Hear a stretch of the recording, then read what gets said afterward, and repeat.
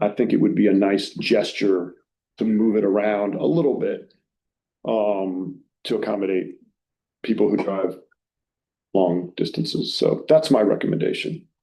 What is the date?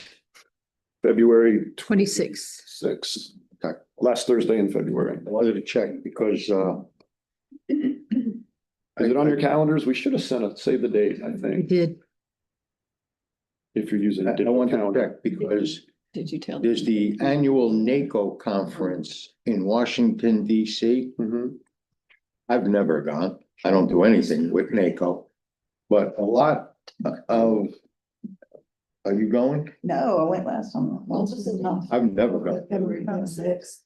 But a whole lot of county commissioners do go to this thing. It's a free Yeah. trip to DC, I You guess. told me. And when is it? It's wasting time. It is a waste of time. She said, why should I go? I've never gone. Does it conflict with the annual meeting? No, they will be there from the 21st through the 24th. That's why I just looked. So. All right.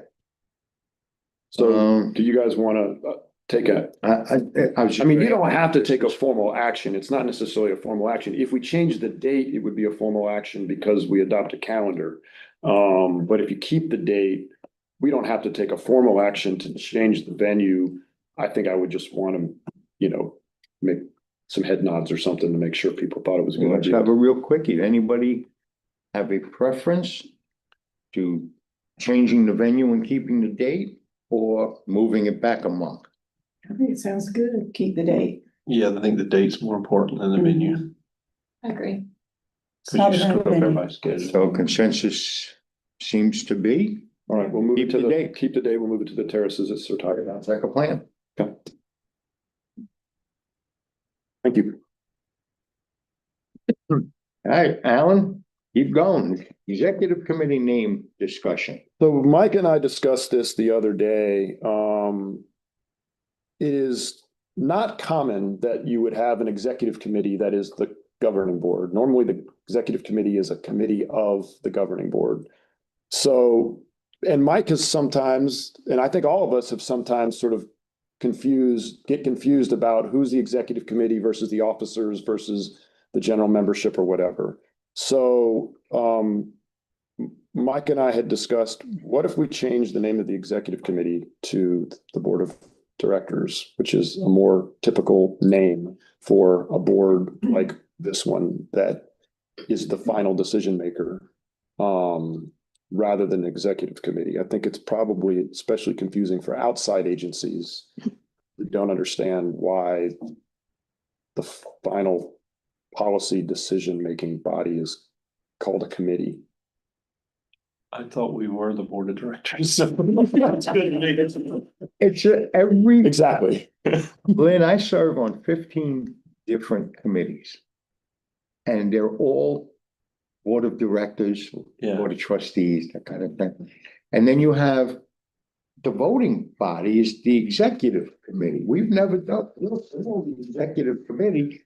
And then there's this other committee that's also the executive committee that does the nominating and other stuff. It's just, I was just trying to clean up language with this to make it less confusing. It's not necessary, but because for other purposes, we've got later on the agenda, a bylaws amendment that we're going to recommend to the general membership, that would be the time to take care of it. It's definitely not necessary, but it seems like as long as we're changing the bylaws, maybe we go ahead and take care of that if anybody has any thoughts on it. It's Cleans up really just language, Cleaning yeah. up language. I think that sounds fine to me. There's me too. So is that a motion and a second? Yes, make a motion to change it from executive committee to board of directors. Debbie, Brenda? Any discussion or further discussion? All those in favor, please signify by saying aye. Aye. Any opposed? Unanimous. Quick and easy. Dawn, you're up. Yes, sir. This is I'm gonna present our budget and expenditure report through September 30th. Actually, I'll give y'all an update on the audit first. We are still trucking our way through it. They've delayed when it's due until the end of December. We're still shooting on the end of October for our audit report to be in and done. But the state still has not, DAS has still not released our audit confirmation with all of our numbers. And if you look at the back of our audit, where all the expenditure report is, where you divide by state and federal and all of that stuff, we have to reconcile all those numbers to the state confirmation before we can present an audit. And we have not gotten that back yet. So that's what we're waiting on. And it's a very detailed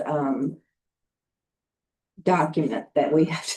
It takes, I can't just say, okay, it doesn't give you one number and then it matches ours and we're done. Like it takes a couple of days to reconcile that, so at least. And so that's if there's no issues.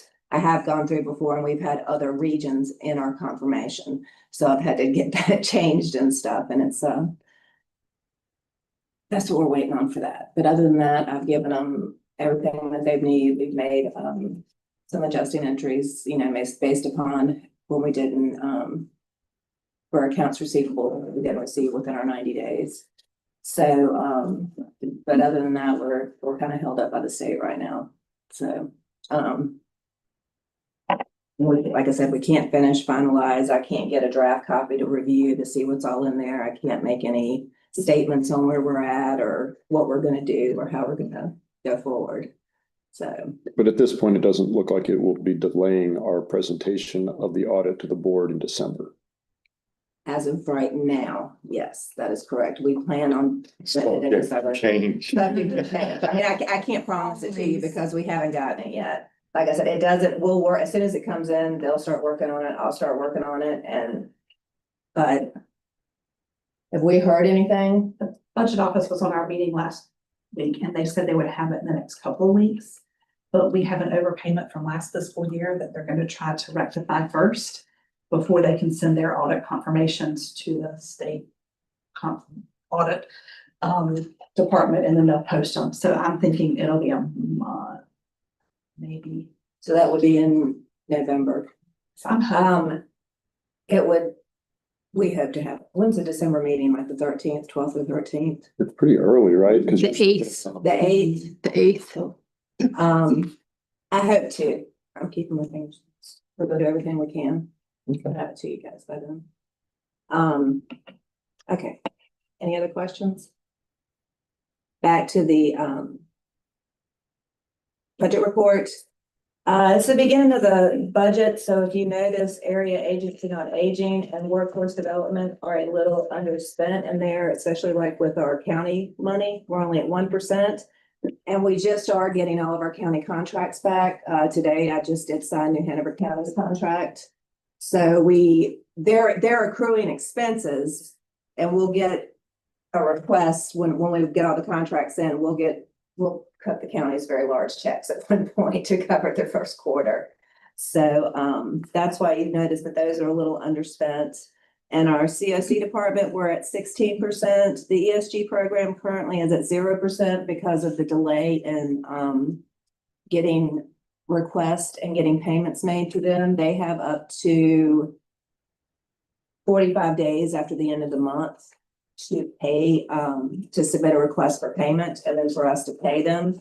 So we are still paying June expenses for our departments there. So, but that's a calendar year basis. So we're on track to spend all of our money for the calendar year. It's just when they get it in and when they report it. A couple of them, like DBSS, I believe, are fully spent, and we're fully spent in our in the HNI in the our department. So planning services, that one, the first line on there, that's going to change with our budget amendment. That's gone down quite a bit for our contracts and our expenses due to Wes leaving and Daniel getting acclimated to his new position. So that's going to be an adjustment that we make in our big adjustment. And like I said, aging and workforce, we are getting our contract signed. There's been a few changes in the workforce department. I'll let Ginger explain all that to you. So it's been an interesting year. I can tell you that, from the budgets to a lot of the changes that are going on within our organization. It's kept me on my toes. I can't say I've been good at work. Are there any particular questions or concerns anyone's having at this point?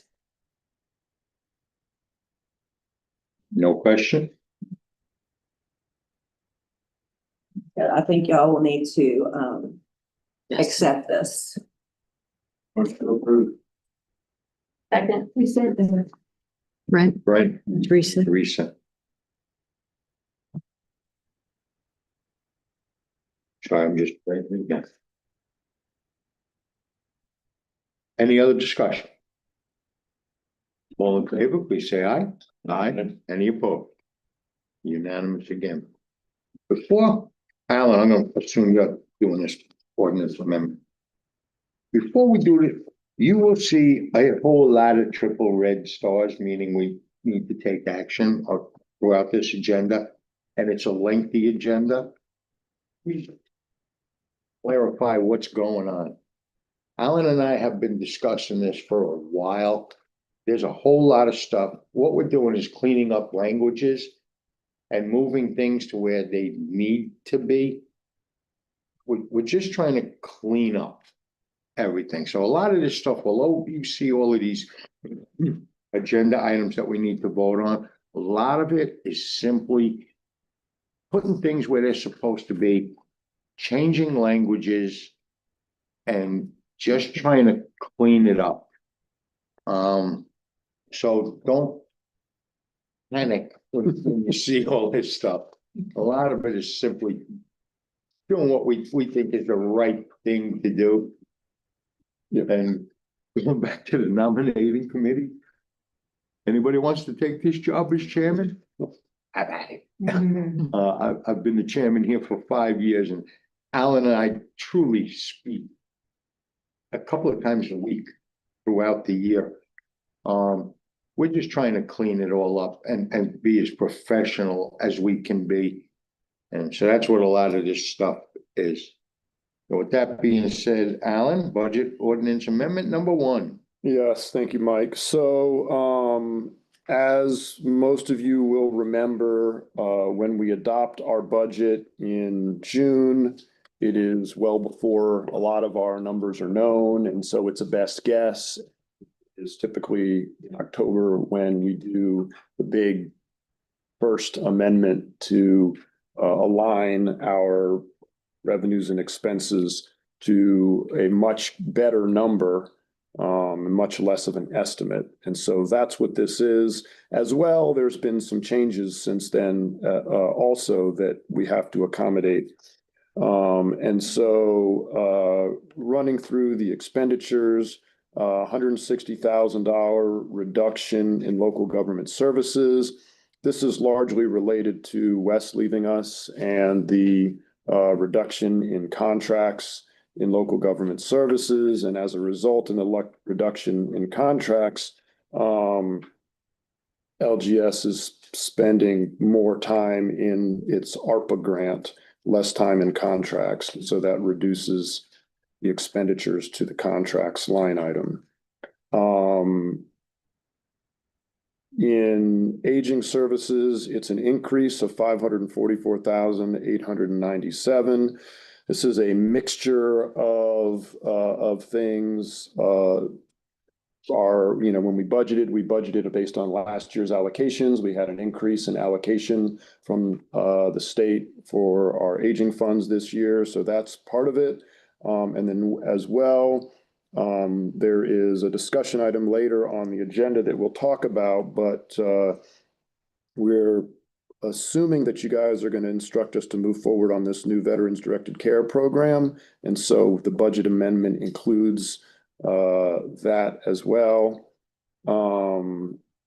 Our workforce development increase of 16,410 is a number of things, but largely cleaning up some carry forward adjustments, getting our actual allocations from the state, as well as our some other things that have become more clear.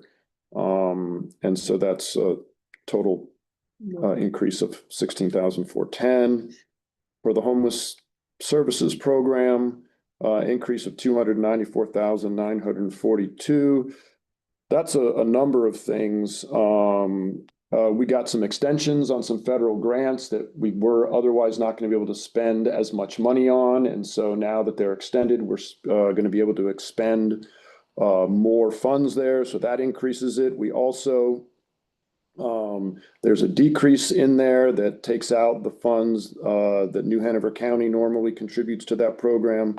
In the most recent budget, they didn't, but then it also increases significantly because we had received a grant from the New Hanover endowment, which, you know, is gonna overcompensate for that reduction. And then the following, we got our allocations for the emergency services grant. And so those funds are included in there too. So total net increase of 294,942 for the homeless services program. And then general government, which is just sort of our general fund, increased by 15,696. That is largely because less funds are going to LGS, local government services, than were originally budgeted. So it moves back into general government. And so that's the expenditure side. On the revenue side, I'm not going to go through it unless you have questions, but you know, as most of our funds are restricted and that kind of thing, the revenues drive the expenditures. And so as revenues in certain programs increase or decrease, the expenditures in those programs increase or decrease.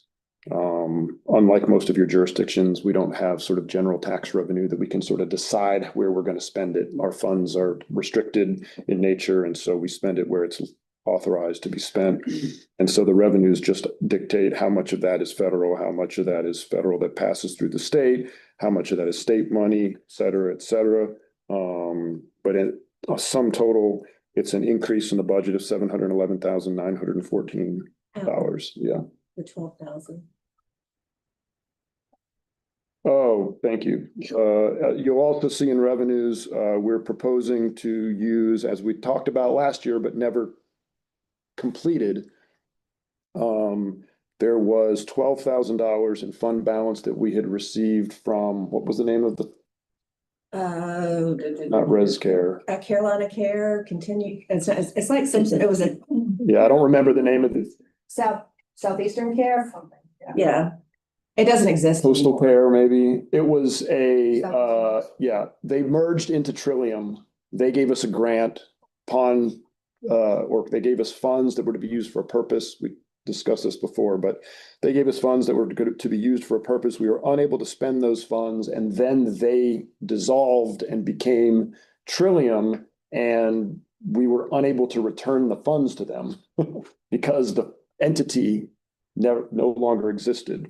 So I think we got, we're making progress. We got a Word version that's like a weird scan that's not like the official document, but we got the minutes or the bylaws from Trillium that says we are creating Trillium from these two entities. We think that's enough documentation to give the money back to Trillium. So if we do, we'll get it off the books. We'll return those funds that have been on the books for years. And because it's been sitting in the homeless services fund balance, it'll come out of the homeless services fund balance. And so that as a fund balance appropriation is obviously something that the board needs to approve. It was like a seed money. It was seed money for a new program that Trillium's actually is gonna start. So it was like for some sort of respite service. Was it Mental health respite. mental health respite? So you just need to know whether you can keep it. No. Then we're gonna transfer the money to Trillium because of the grant. we said if we couldn't spend it within a certain amount of time, that we would revert the money back to them, because it was gonna be a collaborative effort, so they kind of put it where we're, the continuum of care is a bunch of entities working together. We were gonna be the gatekeeper kind of thing. This happened before I started, but I had to figure out what it was. And, But ultimately, we didn't spend it by the time the contract expired. yeah, so And it should have gone back to that company and it didn't, or that organization, and it didn't, and Trillium took it over. And so now we just needed the right documentation to justify giving it to Trillium when the contract doesn't say it's from Trillium. This has been on the books for a long time.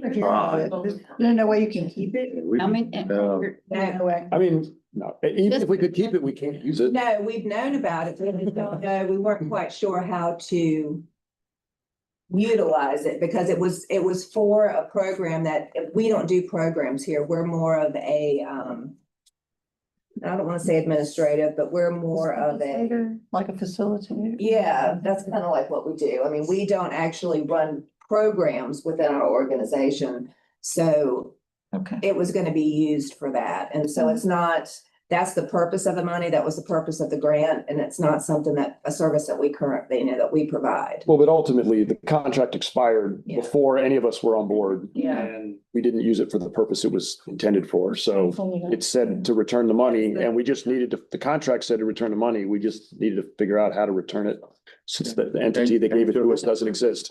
how did we get it in the first place? We weren't here then. Yeah, That's how long it's for been. me, and that was, I think, yeah, that was a year or two before I got here, because I saw it on, I'm like, why do we have money in here? And then we had to research and figure out what it was. So, but that, yeah, typically we don't have fund balance, use of fund balance on our budget, but that is one where this year I mean, it was on the budget last year. We just didn't get all the final paperwork completed last year. And so this, we think we're gonna get it done this fiscal year, so we're asking to do that again. Oh, I'm going on a checklist.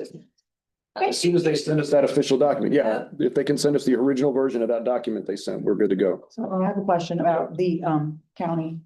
Yes, So you got money from the endowment. Does that have to be applied for every year? Or is that like a multi-year And grant? this is a 2-year grant. It's a 2-year it's a grant. 2-year grant there, How much was lost? From the county? 75. and the grant is 200, Okay. so Got it 100 makes up this for year it. and 99 next Yeah. year. And we were working on that grant prior to the county's decision. And so the beautiful thing about the endowment is that their mission is to be more flexible than a lot of our other funding sources. And so, when the county notified us that those funds weren't being allocated, we reached out immediately to the endowment, and they were very accommodating on letting us tweak our scope a little bit to make sure that there was no negative impact. And then we've also been told from our contacts at the endowment that, while it's a 2-year grant, like if we needed to extend it, that would be usually fine too. And so it might be that it could turn into a 3-year grant. It's going to give us some flexibility and buy us some time to figure out how to move forward. We've got a plan for moving forward related to some, manipulating some of the federal grants that our region gets to better accommodate our needs. Thank you. Mhm. Any other questions about the budget amendment? If not, Oh, I did have one other thing I wanted to mention about the budget amendment. Sorry, thank you. When I presented the budget message to you guys in May and June, we were, as you can see, with a $700,000 increase in the budget, we didn't think we weren't sure where we were gonna land with revenues this fiscal year. And so I had proposed only a 1.5% merit for staff, when our personnel policy is 2.5%. So it was going to be based on unavailability of funds, we were going to have to restrict merit. Based on this increase, and now that things have become more clear, now we can offer the full normal 2.5% merit. And so it doesn't require a change in the budget to accommodate it. but I just wanted to bring that to your attention, since in the budget message, I said it was going to be 1.5, and our plan, unless we hear otherwise from you, our plan is to move forward with the standard 2.5% merit based on the personnel policy. Everybody understand that? That's fine. Okay, then I need a motion for approval. So moved. Jan, second, Okay. Steph, any other discussion? All those in favor, please say aye. Aye. Any opposed? Unanimous again, thank you all. A lot of this stuff today is cleaning up. Alan and I have been talking about this to death for the last couple of weeks. Yeah, and it's been changing last minute too. Yeah. Well, all right, Alan. Again, cleaning up some stuff, the pay plan amendments. Yes, so this is part of the board's instruction to me last meeting to implement the salary study based on the recommendations from our HR consultant at the Piedmont Triad Regional Council. Because of some of the nuances of implementing the pay plan, we're going to request that you guys do it and delay it a little bit. Normally, it would be for a November 1 implementation, because that's when merit and COLA and things like that go into effect. But we wanted to make sure that two things, that the pay plan went into so the pay plan amendment and certain parts of the pay plan amendment are going to require, maybe not require, but a best practice will be for us to move from twice a month pay period to every 2 weeks pay period. And lo and behold, November 15th is the start of a pay period under both plans. So it would make sense that rather than try to do it mid pay period in November 1st, to do it November 15th. Problem is, as we have now come to realize, November 15th means that the second paycheck in November now comes December 5th.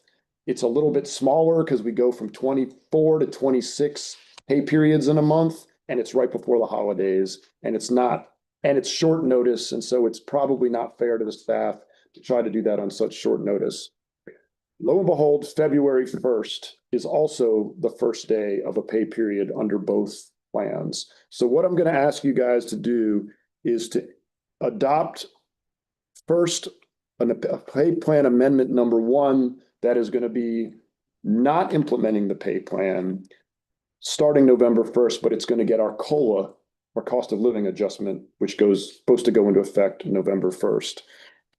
And there are a couple of other changes that I'll go through on that pay plan amendment that'll go into effect November 1st.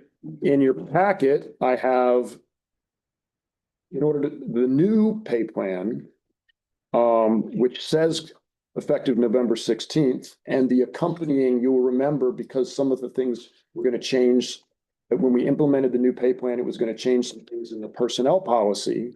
So you guys directed me to bring you the personnel policy amendments that would be necessary to implement the pay plan.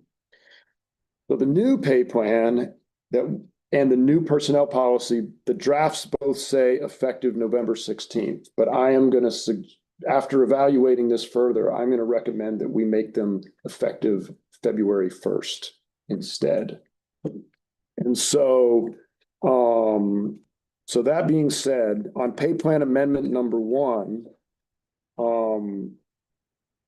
basically what that has done is it does change a couple allocated positions based on.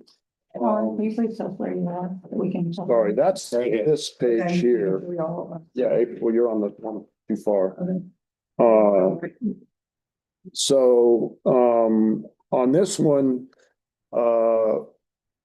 there are a couple of positions that we had allocated that were no longer being filled. So we've removed the allocations on them. And then the other change is that, and we will get into this in further detail in the workforce update, But based on some failed procurements for workforce services, we are needing to bring we got a waiver from the state, and to avoid an interruption in services, we are going to bring some workforce services in-house.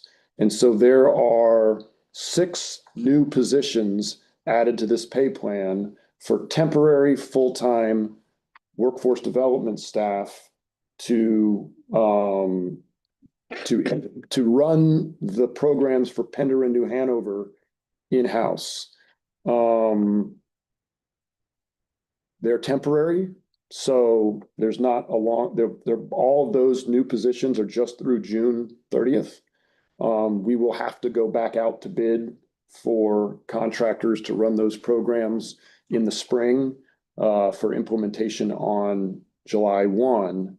And so technically speaking, the pay plan, I'm sorry, the personnel policy gives me the authority to add those to the pay plan without board approval, if they're temporary, and then to just add them to the pay plan at the earliest convenience. But those folks actually have not been hired yet, and so I'm able to get it on your pay plan for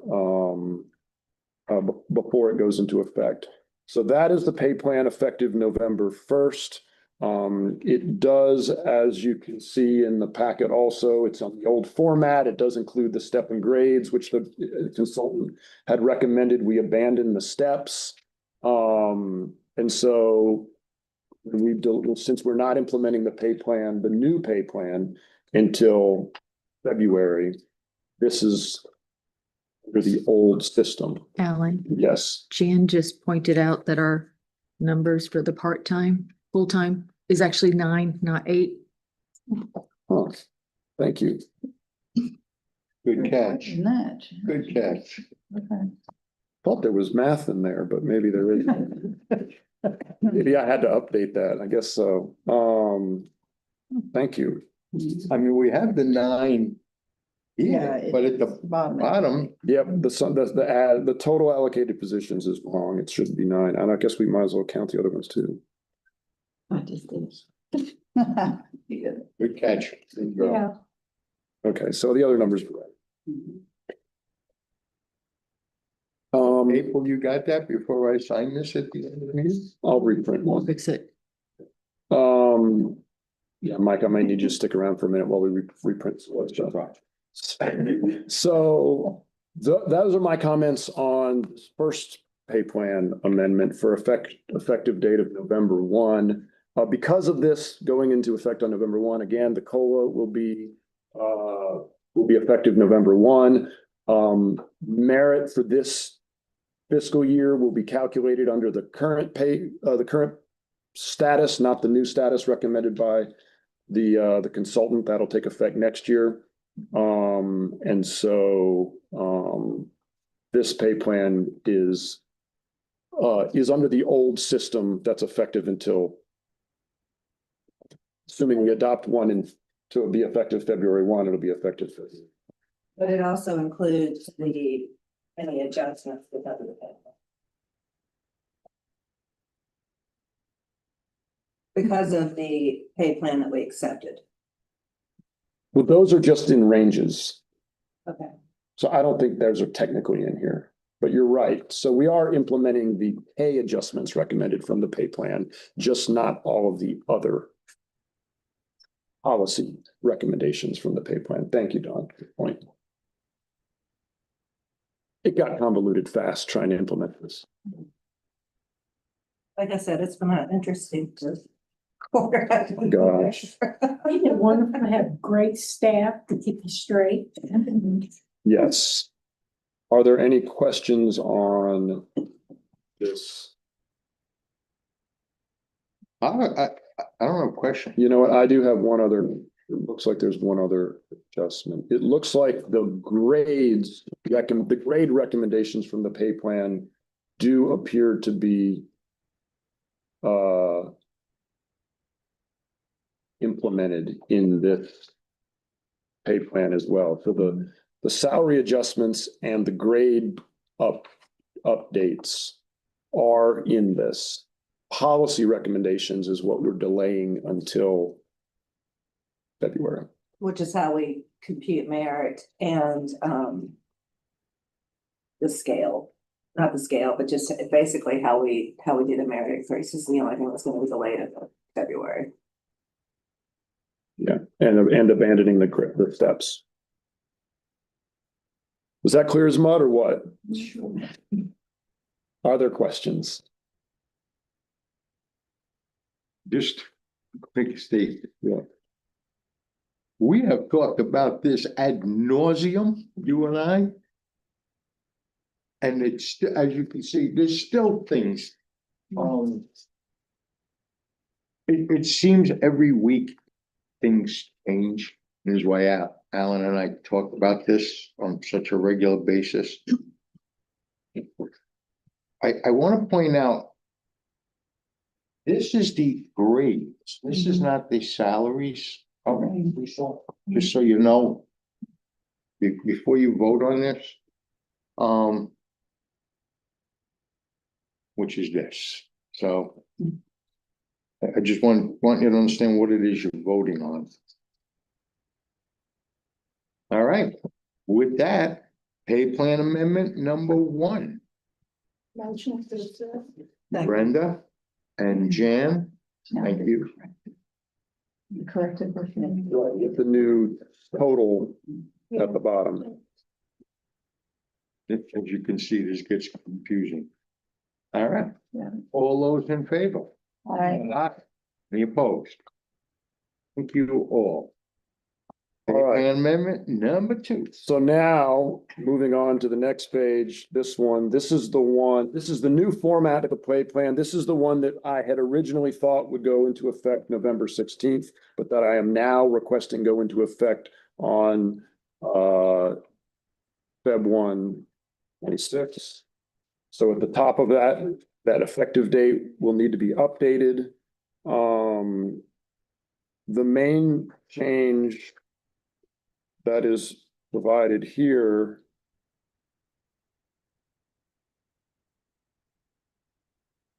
is, I'm sorry, this doesn't add up either. It should be none as well. Yeah, on the backside, of the positions should be 9. Yep.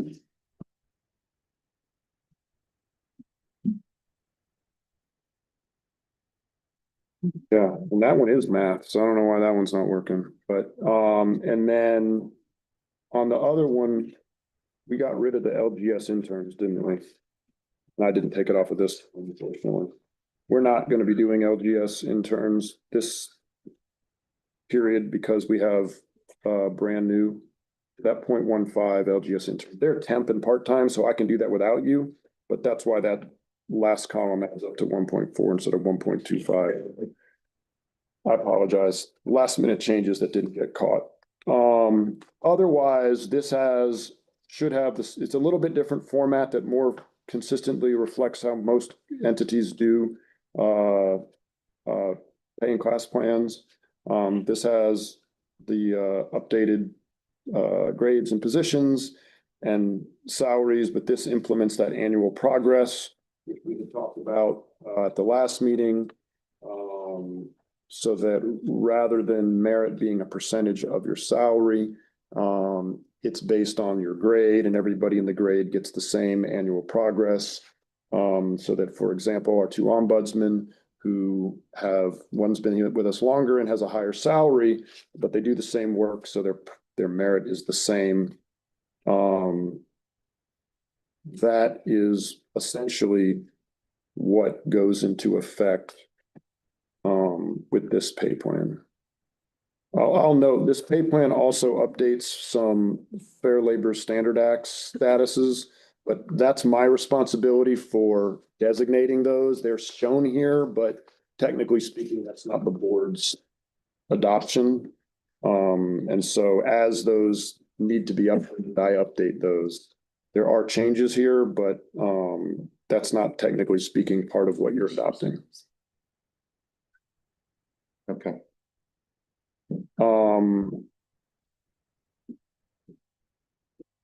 So really, it's that annual progress is the main, that's the policy change from the pay plan implementation that will go, I'm proposing into effect February 1st. And that's the only substantial change on, other than formatting on this pay plan. Are there any questions? Everybody following along?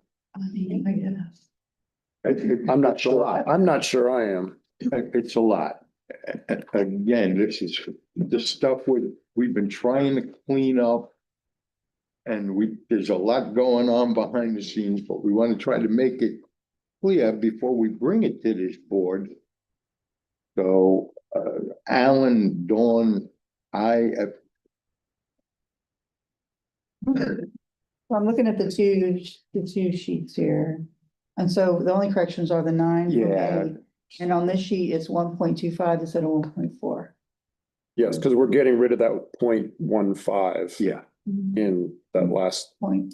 Okay. But I mean, technically speaking, I can do that without your approval because it's temporary. So it's moot, except for it ideally should match. right.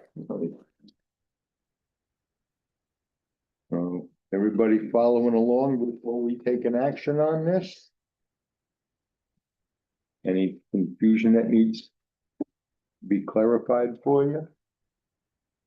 Just say, as long as we're voting on the correct version, I'm okay. Everybody else is 99% sure we're voting. Yeah. We'll put that in the motion. I mean, the good news is you will meet again before February. Yeah. So Any other- we can fix it if we have to. Right, if But I anything. do want to give staff, the opportunity to understand what changes there are in advance. So this gives them that opportunity by doing this now. And also to plan, since it is gonna cause us to go from 24-hour pay period to Right. 26-hour pay Yeah. period. That way they have Not hour, but 26. Sorry. Pay periods. I misstep, my mistake's gonna cause more confusion. But just so they have time so they can, for their personal budgets, because it is gonna make a change, they can do what they need to do. I 99% get it, so. Are we all on the same page? You're better than I am. And so if you guys choose to adoption, it would be with the correction that it's a February 1st adoption date, in addition to those few That's tweaks on this. This sheet here, that's the February, okay, Yeah, because I just marked it out February 1st. as well as those fixing those math errors. And math is. Make a motion to adopt. Okay. Steph and Barbie? That was Brent. Oh, Brent. Okay, thank you. All right. As confusing as it is, all those in favor? Any opposed? Thank you so much. Imagine what we've been going through for the last one. Yeah, so. Yeah. Before we go into this personnel policy amendment, I realize this is going to be a long meeting today. For those of you that have other obligations or boards that you have to attend, we understand. I just want to let you know, if you gotta go, we get it. Yeah, and we did order lunch And- at 12 so that you guys, because we normally had stopped serving lunch because we moved the meeting up till 10, but since this was going to be a long one, we went ahead and ordered lunch for everybody. So And I didn't know, No, I get it. yeah, I just actually, that's fun on the third 20 minutes ago, 15 minutes ago, so. Yeah, I get it. So if you have to go, just do what you gotta do. All right, Alan, personnel policy? So when we discussed implementing the pay plan update, I had brought to your attention that it would require some updates to the personnel policy. And so you guys instructed me to bring you, in addition to the pay plan amendment, the personnel policy amendment. Because we were amending the personnel policy, there were a couple of clarifications, tweaks, improvements that we wanted to make. This is not a wholesale update to the personnel policy in any way, but there are some things that we felt like needed clarification and some language terminology improvements and things of that nature. But again, as it says on the cover page and on page 1, well, actually it says it on page 6, I am proposing not a November 16th, 2025 effective date, but a February 1st, 2026 effective date. And so in the footers everywhere and on page 6 and on the cover page, those dates would be updated. So some of the changes we made, we were recommended at some point that we should change the term permanent employees to regular employees because nobody's really permanent.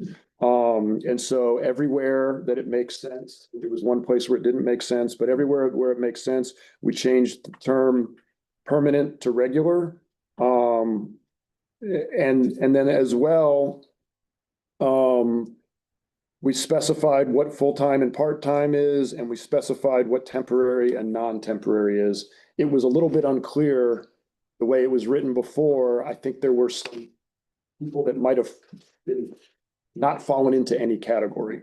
So every position can be full or part-time, every position can be regular or probationary, and every position can be temporary or non-temporary. So that now there's nobody gets missed or not classified. And so that's the first change. Because of the pay plan and because a lot of people here are not salaried, there's a lot of places in the pay plan where it uses the term salary, and I've just changed salary to pay because that is more accurate. There are certain references to steps. We're eliminating the steps in the graded pay plan. And so, for example, on page 16, where it says, advance to the first step, now it says advance to the minimum pay. So just little things like that where we're making tweaks based on the new pay plan. Can you explain number F? Whole paragraph, interim. On what page? Oh, No, 17. That's a whole new paragraph. yeah. So we just didn't have anything in our pay plan or our personnel policy that says like, if somebody is filling an interim position, maybe a position goes vacant and somebody's getting temporarily filling a position that they're eligible for a temporary pay increase. And then there's also nothing really in the personnel policy that says if for us, maybe it's not technically an interim, filling an interim vacancy, but if there is for a short period of time, a major change in duties and an increase in responsibilities, if it's temporary in nature and you don't reclassify the position or anything like that, that we would be able to give a temporary pay adjustment to people who are doing temporarily doing extra work. Okay. That's a whole new. That's a whole new paragraph. That's just something that we identified as being missing that we wanted to make sure we incorporated. Okay. On page 23, we've eliminated under incompatible activities, gifts and favors, because that's covered in the conflict of interest policy, which is already listed in this policy as something that staff are subject to. So, and it's not quite consistent with the conflict of interest policy, which, by the way, we're updating and is on your agenda also. And so we just struck it out to make sure that there's only one gifts and favors policy and not more than one. A couple of other things related to evaluation. If you're only going to be with us for less than a year, you're not part of the value. We don't have to evaluate you. You don't have to do, you're not going to be eligible for merit and things of that nature. Under standard office hours, I've just added, if you're gonna be out of the office, you gotta indicate your destination or location. Now that we work remotely a little bit more than we have in the past, just, this policy is a little bit too geared towards being on site. And so there are a couple of changes I made to just make a little more flexibility. So that when folks are working remotely, it's not, it's authorized, I guess. Jan, you following? On page 30, on page 35, That's all. on page 35, I've made some changes to telephone charges. It's really just originally it was based on a desk phone. Now we've got company issued cell phones. So I'm updating that. 2021 was the last. Right, at that point, trying to clean it, it's mostly language, cleaning it up. Because times, Are calling. yeah. The leave policy, Page number. on page 38, we're just making it so that if you're full-time but temporary, you're still getting leave and vacations and things of that nature, that's available to any full-time employee, not part-time. But, if we've got a temporary full-time person, they're not coming in on Christmas Day when the office is closed. The only difference that we have for temporary full-time and regular full-time is that because most temporary full-time staff are on a special grant or something with a termination date, we don't allow a payout of accumulated vacation at the end of that term. They either have to use it or it'll roll to sick. Because there wouldn't be funds if they work through the end of the term, there wouldn't be funds to pay them out of the grant. Because it would be after the close of the grant. On page 39, that's just part-time employees do not earn sick leave instead of receive sick leave. We did have a full-time person who converted to part-time, so they were still able to take sick because they had it accumulated. They just couldn't earn it anymore. So that's just a little tweak. On page 40, that's just clarifying the sections because they were referenced wrong. Military leave, this is all just cleanup stuff. Insurance, we're providing just like for any other full-time employee. Hang on.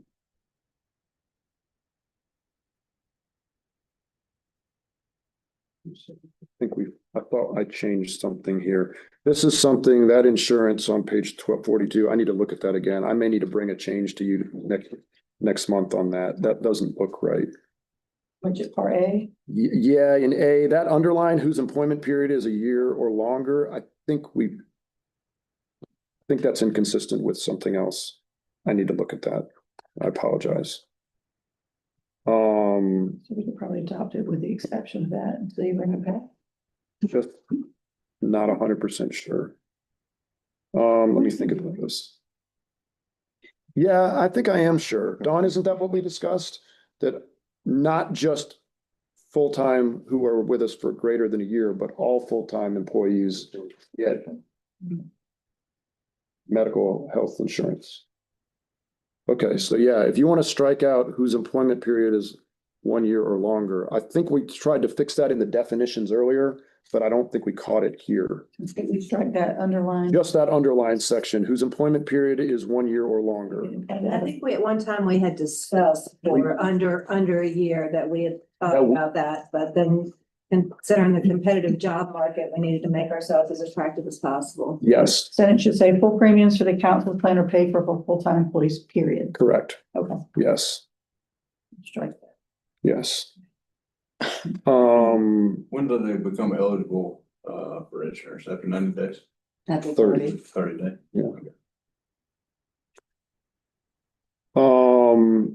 A lot of this is just cleaning up part-time, full-time, and a lot of it, because we cleared up the definitions on like first couple pages that we talked about, a lot of this language is now duplicative because we don't have to say every time 37 and a half hours. We've defined full-time as 37 and a half hours.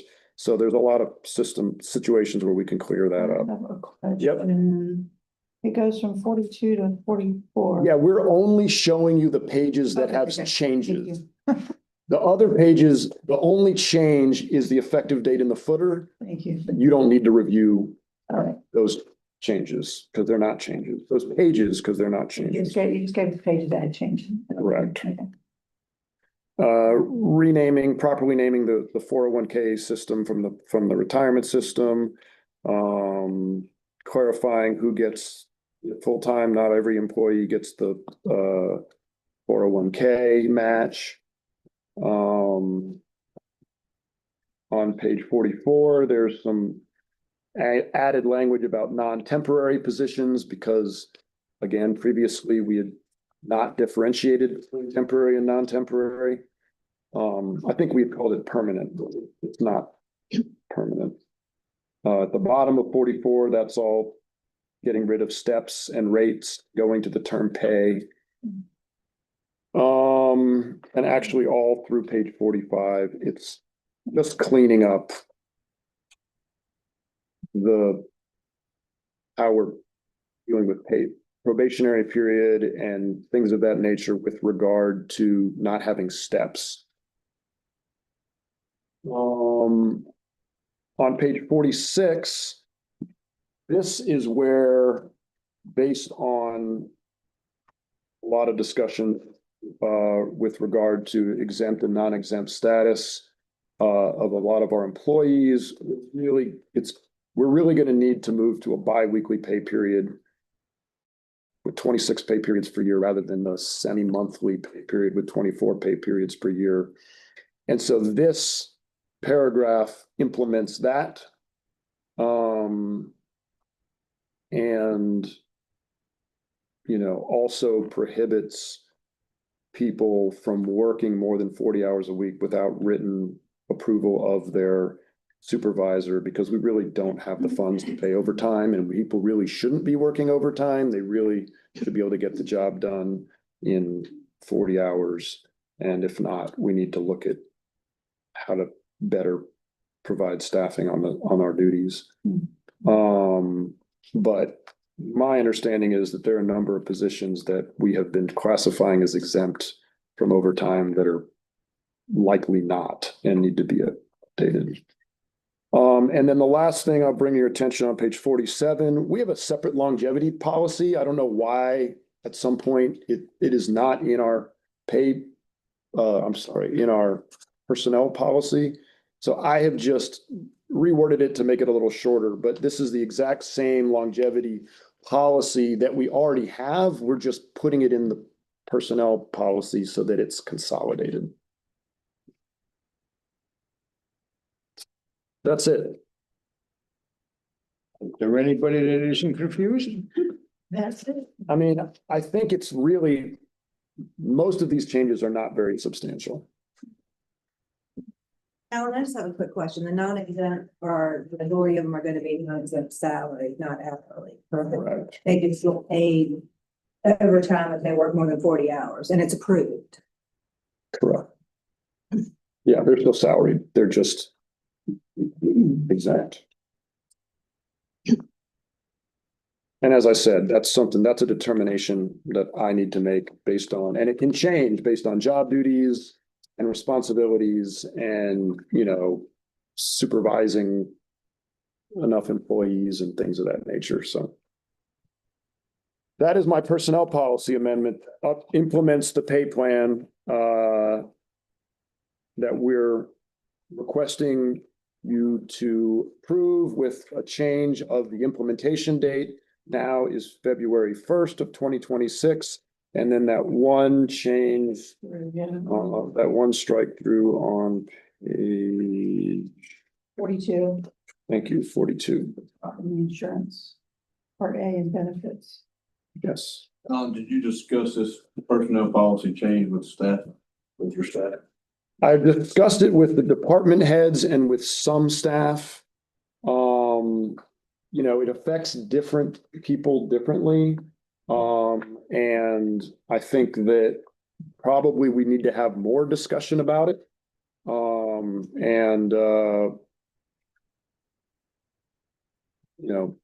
it be appropriate to table it to the next time so you can get that finished up? I think so, if you wanted to. I mean, I will say the pay plan you just adopted does depend on it, but since it doesn't go into effect until February 1st, we technically could delay it. To our December meeting, so we can go through and do everything, or would you want to wait until? No, I think December. I mean, we want to, part of the challenge is sort of a chicken and an egg thing, right? Is that we can get the staff's comments, but until you guys act on something, there's nothing sort of formal, you know, Well, it's hard for us to act on something if we don't know what they're needing or wanting first. But sure.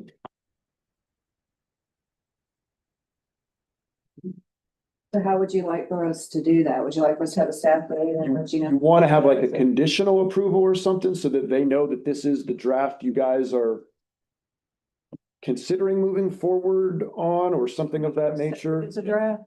I want to make sure that when we discuss it with staff, it's not up in the air. So, right, that's not, I would go the other way. I would approve it, discuss it, and then if there's changes you need to bring back from those discussions, then we change it. But if you delay it, I see where you're going. If we don't approve it and then you discuss it and staff, you find issues, then we're back in this.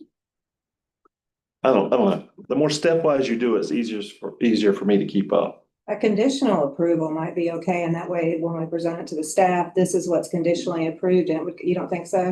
I just conditional upon what? Upon every staff member agreeing or something? Like, I think that's complicated. It's very complicated. I'll make a motion to approve it with the changes.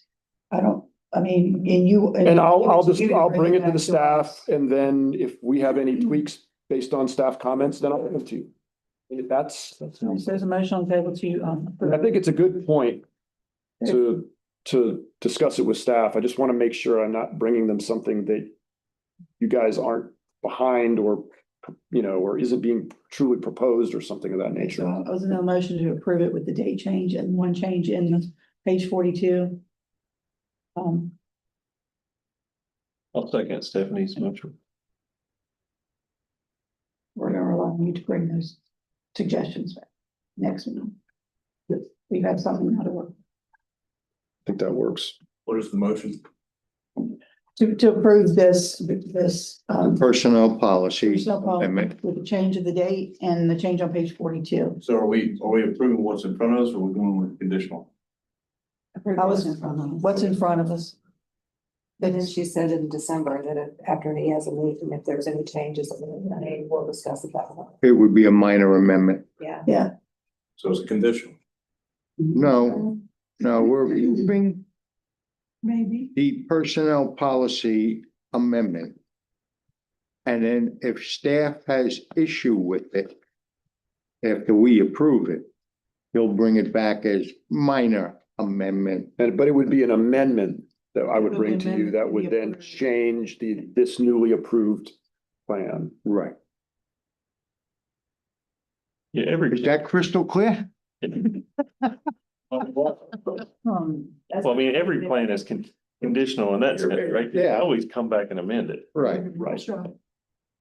I think that's the beauty also of pushing it off until February, is that we do have time. Right. If we find other issues, like that one on page 44 that we identified as we were going through it, there would be an opportunity to fix. So, You told us you were gonna bring it back if there's any amendments by December.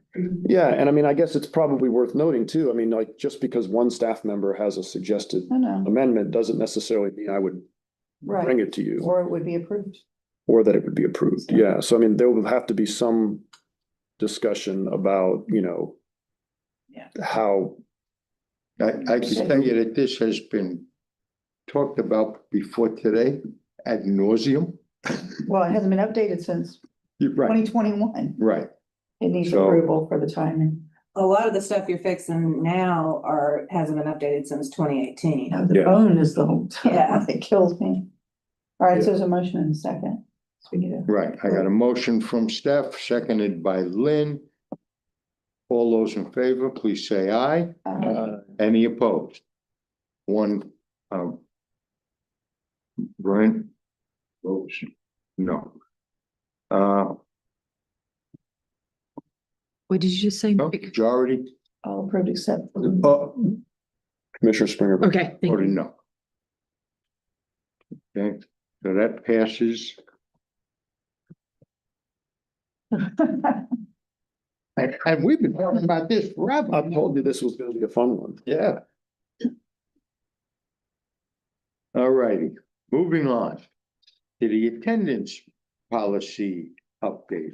So I have a proposed attendance policy amendment for you guys. So it occurred to me as we were going through the attendance policy that you guys adopted pretty recently, that technically speaking, all of these excused absences, unexcused absences, et cetera, they really only apply to municipal members of the executive committee because they're the ones who are elected. The county members are automatically on the executive committee based on their appointment by their boards. And so what I've done is I've clarified that those attendance policy provisions only technically apply to municipal members. I've also added that a county member wouldn't be considered absent if their alternate is in attendance, because again, for the municipal members, you are voted among the delegates to participate. And so your alternate would be from your jurisdiction, but your alternate wasn't elected to the position. Whereas the county members, they're automatically on the board, so their alternate should automatically count and be able to vote on the executive committee. And so the county member that county seat wouldn't be absent if the alternate attends. Right. And so we're not going to count if Mike can't attend and Marty attends, then Mike's not getting dinged for an attendance issue because that seat is filled for the purposes of quorum, et cetera. But then what I've added is to try to make it apply still to county in addition to municipal, is that if a county member has absences that would make a municipal member ineligible to serve or to be considered to have resigned, then the chair will request that the county commissioners appoint a delegate. So that gets to the point that you can't really take a county commissioner off the executive committee because they're automatically on the executive committee. So instead, you would just make a request to their commission to replace them. Yeah. We're talking about this committee. This the board of directors. That's different. Same, well, if we move forward with the board of directors change, this would be the board of that. This would be the board of directors. Well, we're proposing it for the bylaws change. It would be, I mean, technically speaking, the board of directors and executive committee right now are the same thing. It's just a name change. Following? No, okay. Only because this document here says executive committee members. I'm thinking that means this whole thing. Not It's just. the 9 of us, Yeah, the 9 not of you, just- yes, not just the officers. Not just the office. Correct. The board of directors that we talked about changing is the 9 of you, which is also currently called the executive committee. That's why it's been so confusing. So should this say board of directors and not executive committee now, or? So February. that will, February? yes, that will need to go to the full members At the annual meeting. I got you. Okay. Maybe I'm just getting lost in semantics. a little bit, and we'll get to that on the next item, Thank you. honestly. I So know. the attendance policy amendment is what we're about to vote on. Yeah, so it's just those tweaks to apply the absences to just municipal members, Okay. to allow county members alternates to count. So Brent, Laverne, Steph, and myself are the county, but we have alternates. Okay, so. Chosen by your board. Right. Right. Right. So because we have alternates, the municipals don't. No, the municipals do, but like Brenda's alternate was not elected to the board. You're automatically on the Right. board, so you don't have to get elected to the board. You have to be elected chair, but you don't have to be elected to be on the executive committee. The county commissioners are automatically on the executive committee. Brenda's elected to the executive committee, so her alternate is only her alternate at the general membership. Her alternate is not the alternate for this purpose, because nobody voted on Brenda's alternate to be on the executive committee. I think your point is that so like I'm not here I'm here because this board elected me here. Right, you're here because the membership But elected someone you to else- represent New Hanover County's municipalities. Right, Yes. but it's not a Carolina Beach position. Correct. It's just a general position. So it wouldn't be proper for the town council of Carolina Beach to designate an alternate because they're not empowered to choose that position anyway. They're not even, right? In other words, it's chosen by this group. That's all you're trying to clarify, right? Yeah, yes. I think that makes sense. And again, for clarification. As the chair, okay, Marty is my delegate. My alternate rather. Marty is my alternate. If I were not to attend the meeting, which I've never missed one, Marty does not assume The chair. the chair. Right, Brenda correct. gets it. So we're just trying to clear that He all. would vote for Brunswick County, but not assume the officer position, which was elected by name. Right. By this part. By this body. By the general membership, actually. You're correct. Again, clear as mud. It makes sense to me, but it's just the nature of how this. You're right. It's a bit of a convoluted board because it's not, you guys aren't, everybody doesn't elect automatically to this board. There's this whole extra general membership thing which convolutes things. Yeah. The RPO has a similar problem where you've got municipal members elected to represent the whole county and all of their municipalities. And so the alternate doesn't make sense in the same way to represent jurisdiction. It represents all the municipal members in that county. Motion to approve.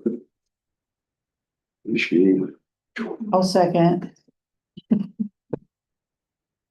Lynn, Steph. Brent. Brent. Brent. Oh, Brent? Yeah.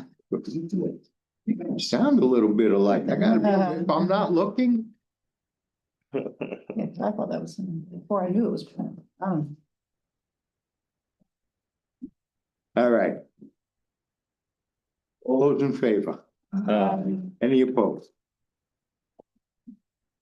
All right, bylaws amendment. All right, so there's a number of changes proposed in these bylaws, but almost all of them are just like, I'm not going to bring to your attention that are things that are just formatting or misspellings. So there are two primary changes to the bylaws on page 3 of 6 of the bylaws. The first is striking through that no two officers can be in the same county. As we've discussed before, we have two officers from the same county, our chair and our vice chair, same county. It's hard to get officers, et cetera. And so we have agreed, I think previously, that we were going to strike this from the bylaws and present it in February to the general membership. But in addition, because of our attendance policy change, I am adding in section 4 there, the executive committee may adopt an attendance policy that may cause a vacancy to occur. So just, making it abundantly clear that that this is in the bylaws and not just in your attendance policy. And then in section 5, we're clarifying that if a county regular member is unable to attend, that their alternate may serve in place, but that they don't assume that regular member's officer role, if any. So that's just sort of working on what we just previously discussed.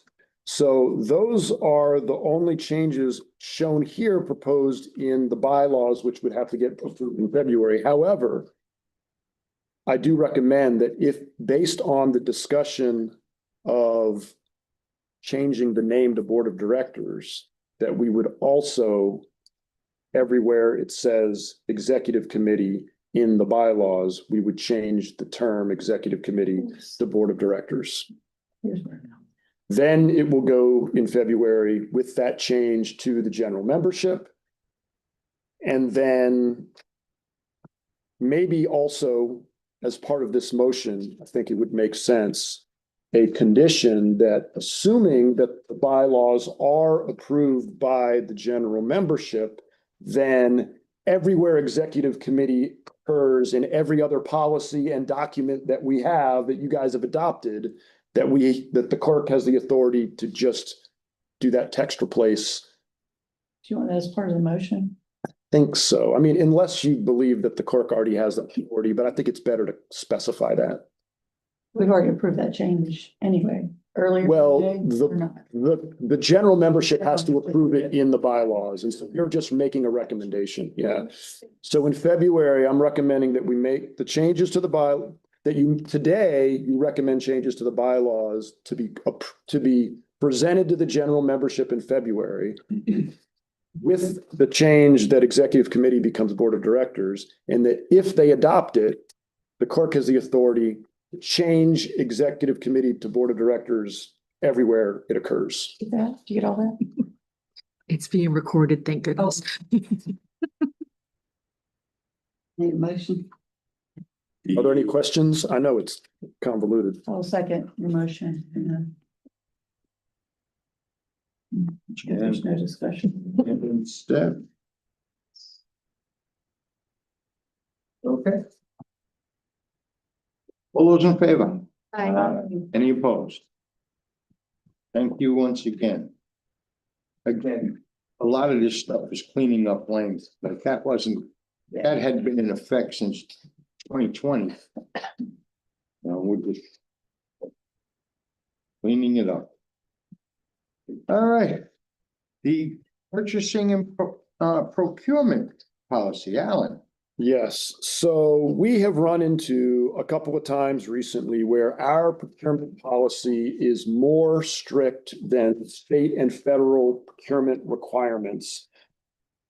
And as a result, we have run into the problem where we have to go out to bid for formal bid and put together an RFP and have bidders prepare formal proposals when the state and federal rules don't require it, which is burdensome on staff, it is burdensome on contractors, and it is unnecessary. And so the School of Government has a model procurement policy, which is what this is. That is really, it's a model federal procurement policy, but almost all of our money is federal. And so we need to follow a federal procurement policy. But there are some cases where state law is more restrictive than federal law. And so in the bidding requirements, we have used other School of Government draft template model procurement policy language to make the most restrictive of federal or state thresholds apply. And so this is going to give us more ability to move more quickly and be more nimble when we need to procure services. If it doesn't require from other federal or state rules to go through formal bidding, then we're not going to require it internally as well. This is essentially word for word out of the school government model policy, with one exception, and that is just on page 10, number 8, their purchasing procedures. Our old procurement policy had some specific procedures for staff about, pre-auditing by the finance officer and purchase orders and who has to approve purchase orders at certain dollar values. we've added that back in so that when we replace our current procurement policy, we don't get rid of those rules. We didn't change any of the rules. We've just made sure we didn't eliminate them when we replaced the policy. So that's section 8 there. Is the only change to the draft model code from the school government. It does change our own procurement. You mean number 8 on section 6? Yes, Okay. page 10. Yep. So it says on the agenda, it's just an amendment. This is technically, well, we have one, so I guess technically it's amendment, but it is a wholesale replacement.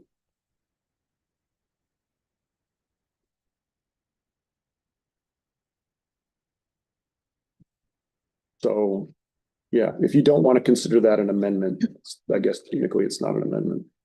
I just want to go see the amendment, you can see the changes. Right, it wouldn't make sense to see the changes because the format's not even the same on our current policy and on the school government model policy. And so it would be mostly just everything struck through and then everything added. It wouldn't, it would just give you a bunch of extra pages. Yeah, that's okay. You've got the statutes in here. I mean, that's what's important. I mean, that's the legal part of it. Yeah.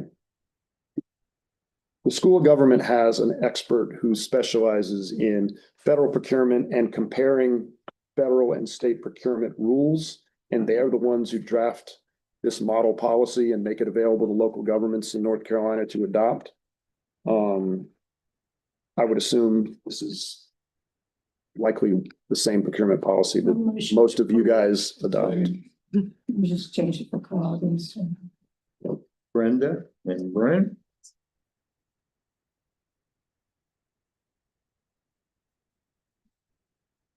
All those in favor? Aye. Opposed? Thank you all. All right. Conflict of interest. So part of the federal procurement requirements is that we have a conflict of interest policy. We do have one. But again, the school government has an updated model conflict of interest policy. And so we are updating our conflict of interest policy to match the school government's model conflict of interest policy. Yeah, it was antiquated. I have a general question. Is everyone gonna have to sign this? Yes, they should, since it's slightly different, yes. That's what I thought. I just wanted to clarify. Yeah. Let's go for Second. Brent, Laverne.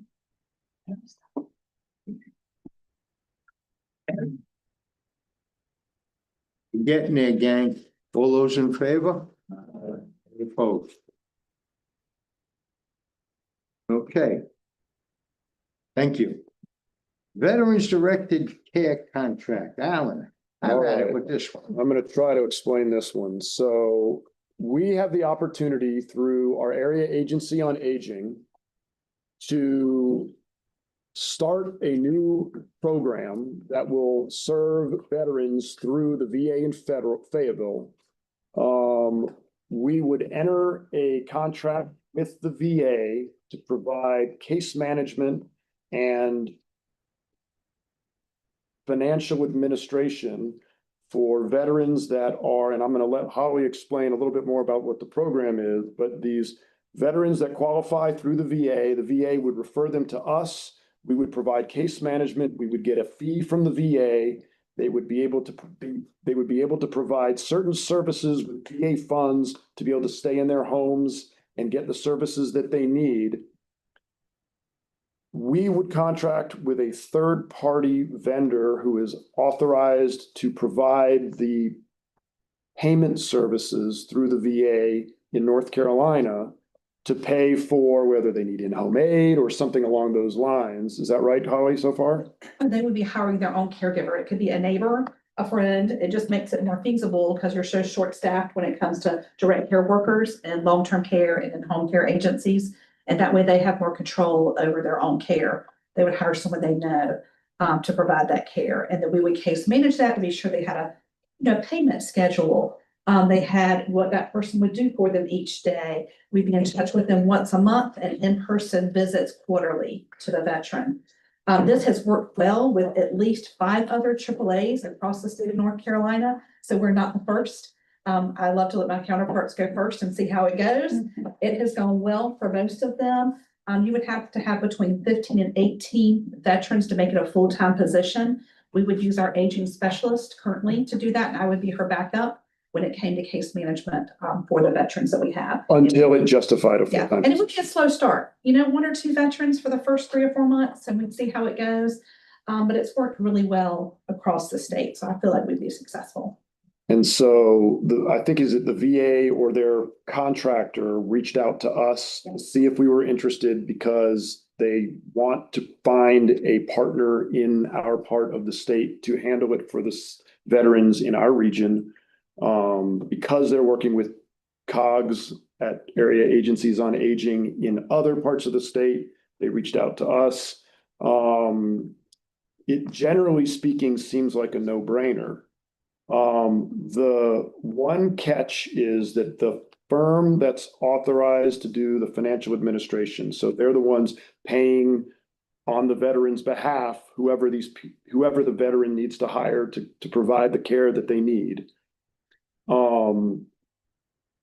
The contract with them is going to require us to essentially front them a month's worth of expenditures so that they're not coming out of pocket at their company to pay all of these expenditures, because then after the expenditures are paid, they're submitting a reimbursement request to us. We review it, we submit it to the VA reimburses us, and we reimburse the third-party financial administration firm.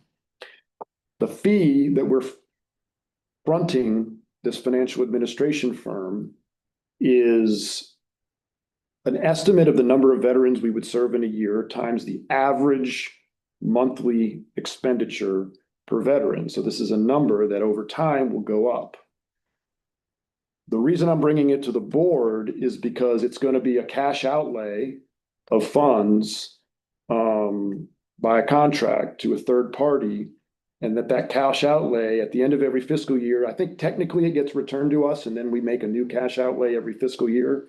But as the program grows, that cash outlay grows. We have no real way to estimate how many veterans they may send our way, how quickly this program may grow, how much revenue it may generate, and how burdensome the cash outlay may be on our cash flow. I think we feel pretty comfortable for a year or 2 or more, we should be okay. Yeah, because I think the estimate y'all gave me was like 17.5. So And that's, I mean, basically, it's pretty much gonna work. I don't even know what to call it. The best thing I can come up with to give you an example is like a security deposit. It's not a prepaid expense because we're not gonna be pulling off of it. It's pretty much, we're giving them the money and they're holding on to it. it's like an escrow. Yeah, it's like an escrow. And then at the end of the year, if they haven't spent it, then they'll give it back to us and then they'll give us another estimate for the next year. So it's tying up our cash. Now, right now, the 17.5 is not unreasonable. Now, if this program got really huge, of course, it would be bringing in the revenue, so it could offset some of that cash outlay. But we do, since we are a reimbursement-based organization, a couple of our grants we get paid quarterly on. And so we do tie up our cash until we get it going. But this first outlay, I think we'll be comfortable with. So the real question is, I think is certainly for a year or 2 or a couple of years, I think I don't anticipate any issue with the cash flow. Until we start running the program, it's really hard to understand exactly what the cash needs are going to be, how long reimbursements take, and all of that. My hesitation is to start a program that might eventually become a bigger cash flow requirement and may become problematic. And once the veterans are relying on us, we don't really want to stop providing the service. It'd be very bad. And so that's really the only, I guess, caveat or whatever. And I want to be upfront with the board about this before we agreed to move forward and just have us all go into it with open eyes. I don't, there are, did you say 5, Holly, other AAAs that are doing it? Yes. It's working for them. So there's no reason to believe it won't work for us, but there's a risk that it ties up cash flow and binds us a little bit. Particularly right now in a federal shutdown where their cash flow issues are, are a concern. Where would it come from? We have cash reserves. How long have they, Just be swapping out those cash assets to like I said, a security deposit and escrow account, something similar to that. We wouldn't be getting interest on it because it wouldn't be in our municipal trust account. It would be in a third-party escrow account. Why are we going through Fayetteville instead of Wilmington? I think that's just the regional office. It's just a substation, the one in Wilmington, so you have to go to- how long, Holly, have the others? At least 5 years for the one up in the mountains. They've been doing it for at least 5. And they have made netted $40,000. So it could generate good revenue for us, and it could, certainly that revenue can be reinvested in the program to reduce the cash flow needs. What's the plan if it exceeds more than what you're anticipating? I mean, we would come back to you guys and try to come up with a way, I guess, to stop providing the program if we can't afford to provide the program. But again, if the other AAAs haven't had this issue, No, I don't anticipate it. I'm saying it goes the other way. We're successful. Yeah, if you're. only What's the anticipating- cash, the plan to utilize the cash? If it's successful? You said a minute ago, we're anticipating 5 for the rest of the year, or whatever you said, 5 veterans, Okay, 5 cases. is that what we Is said? that what you said? Between 3 to 5, that would probably be as many we do in the beginning, yeah. Okay. We already know. We already know for this year. So he's saying. No, if it gets that's an worse. estimate. We don't know. He's just saying like for next year, what if we doubled it and it was 10? Like, or we brought in more than what we want. Is that what you're asking? And how we're gonna cover The those? plan for cash? cash flow? Yeah. I mean, I think we've decided that, for a couple of years that type of growth, we're okay. Yeah. It's really beyond that where we don't really have a. I always say that because we're between Fort Bragg, Oh, yeah. Cherry Point, and Campbell Junior, right? And a retirement destination. Right. And so 5 or 10, I think is, don't take this to mean, I think it's a small number to even. I agree with you, mention, Griff. right? I mean, I don't know what the criteria are to qualify for this. It's not any veteran. No, it's a specific criteria, probably meaning they need the in-home help, because they probably need the higher site. Maybe they're out in the country where they can't get a home care agency that has a veterans grant, a veterans contract already. And this is also older veterans, correct? This is not any, is it any veteran? Any veterans. Okay, so like a 30-year-old could get this service. Based on if they're probably amputated Yeah, or yeah. something like that, right? Yeah. There again, we're going down this pig path of saying it could be, you might want to start out with a minimum of 5 and you turn and each phone call is 50. Right? What is the plan going forward? How are we gonna stay? Obviously, you don't want to tell that veteran or tell that contractor, hey, we can't do it because we ain't got cash. That's kind of embarrassing, right? So my thing is, do we have the ability to reallocate funds to be able to stifle this? We have we don't have a significant cash reserve, but we do have a nice hefty cash reserve. And as long as we continue to get reimbursed, we're not sure how they're gonna be reimbursed, but we're making money off of it. We're bringing in cash. So that should help offset those, and so those numbers would increase. If the number of veterans increase, the amount of money that we're bringing in is gonna increase. So that cash coming in should offset the additional.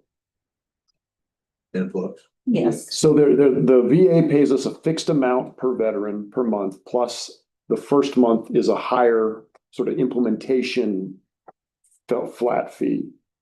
We're required to provide the case management, like Holly said. And then the services are pass-through funds.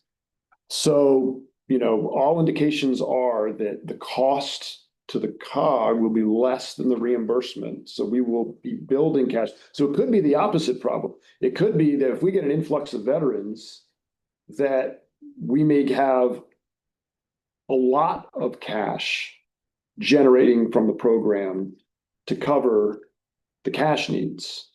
It's just that since we haven't done it, there's just a little bit of uncertainty.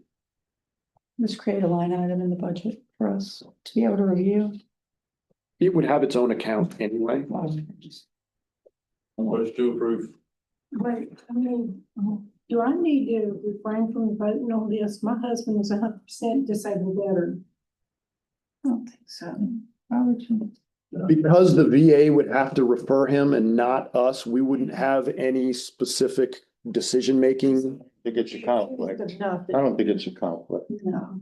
We make no decisions on who's referred to it. Right. We use the VA system to do all the case management, so we have no deciding factor over that. It's not a conflict.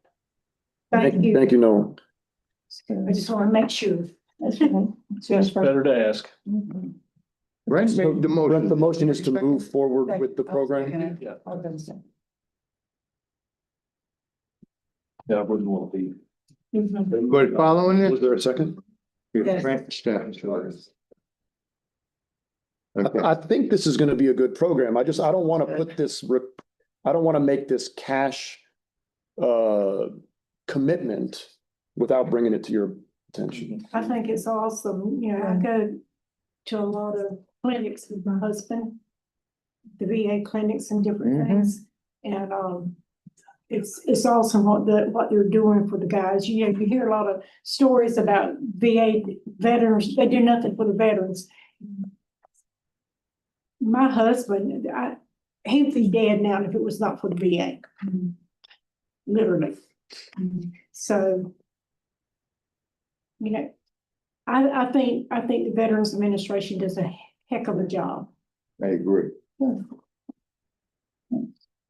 And ultimately, our job at the COG is to try to provide services to the region, to the citizens of this region on a regional basis, and to help our partner agencies, governmental agencies, et cetera, be successful in regional delivery of services. So I think it fits squarely within our mission. It's just a matter of really, is the cash flow sustainable? I think so. I can't commit. The uncertainty of it, so It's just the uncertainty, exactly. what you're kind of worried about. Yeah. After you get in the groove and everything goes, should work out all right. That's the thought, yeah. If the payment schedule stays like we've been told and what other agencies were told us, it shouldn't be an issue as far as the cash flow issues, so that's it. And so if the motion approves, then I will be entering a contract with that third-party fiscal administration company to provide that service. We will be paying them that escrow payment.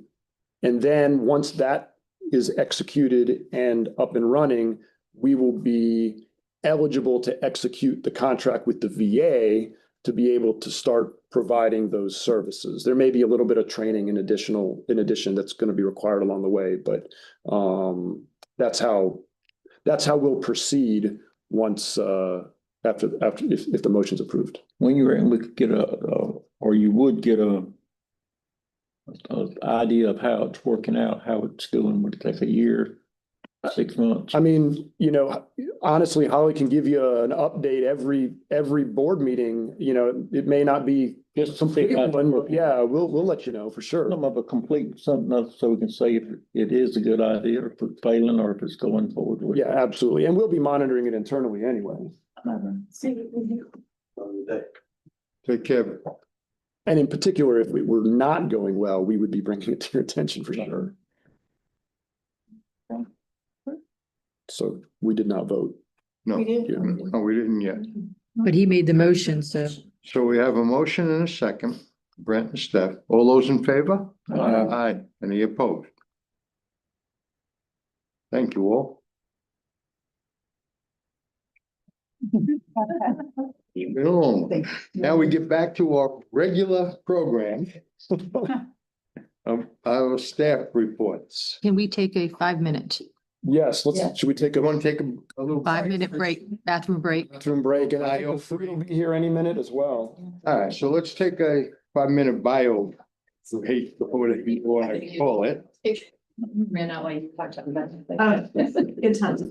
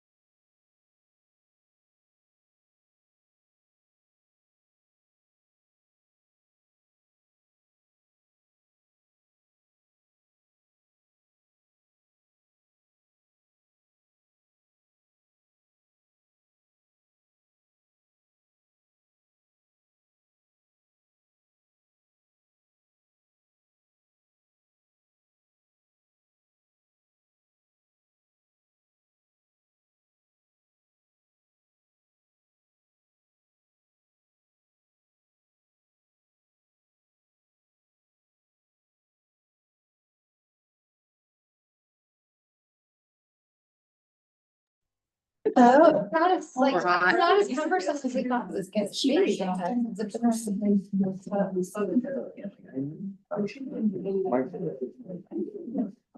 why I mute. No, we're not on mute. Good. My niece, my sister, was Chinese. My brother was married to a Chinese. We're gonna get started again in just a minute. I need to like Be the worst wedding. take everything, all the priorities and put them in order. And there's so many city states and those are starting to. Like, sort of a routine and maybe we'll just do something. I hope. I'm not looking forward to going. I feel like I get back to the man's program. Good wedding. Never a good place to be, actually. Never. Get all over you. No, I'm not worried about that. I'm worried about Caesar salad. Her husband got it. And then, It'll be mother fine. turned around and said.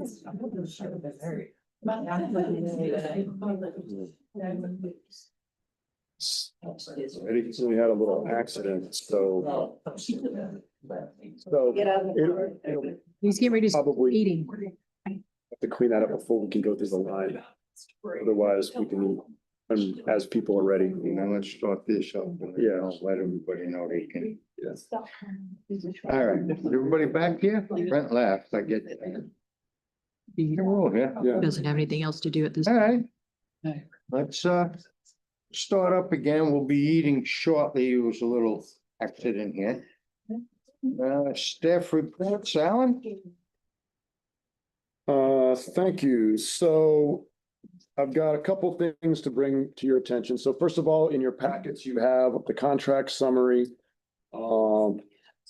This obviously includes a lot of contracts that we have been entering since we got our state and federal funding. So particularly a lot of aging contracts with our counties and county service providers, and a lot of workforce contracts with our workforce contractors. And I'm not going to go through these. So if there's any questions about any of them, I'm happy to answer any questions. I got a quick one. What's going on with this Sandy Creek?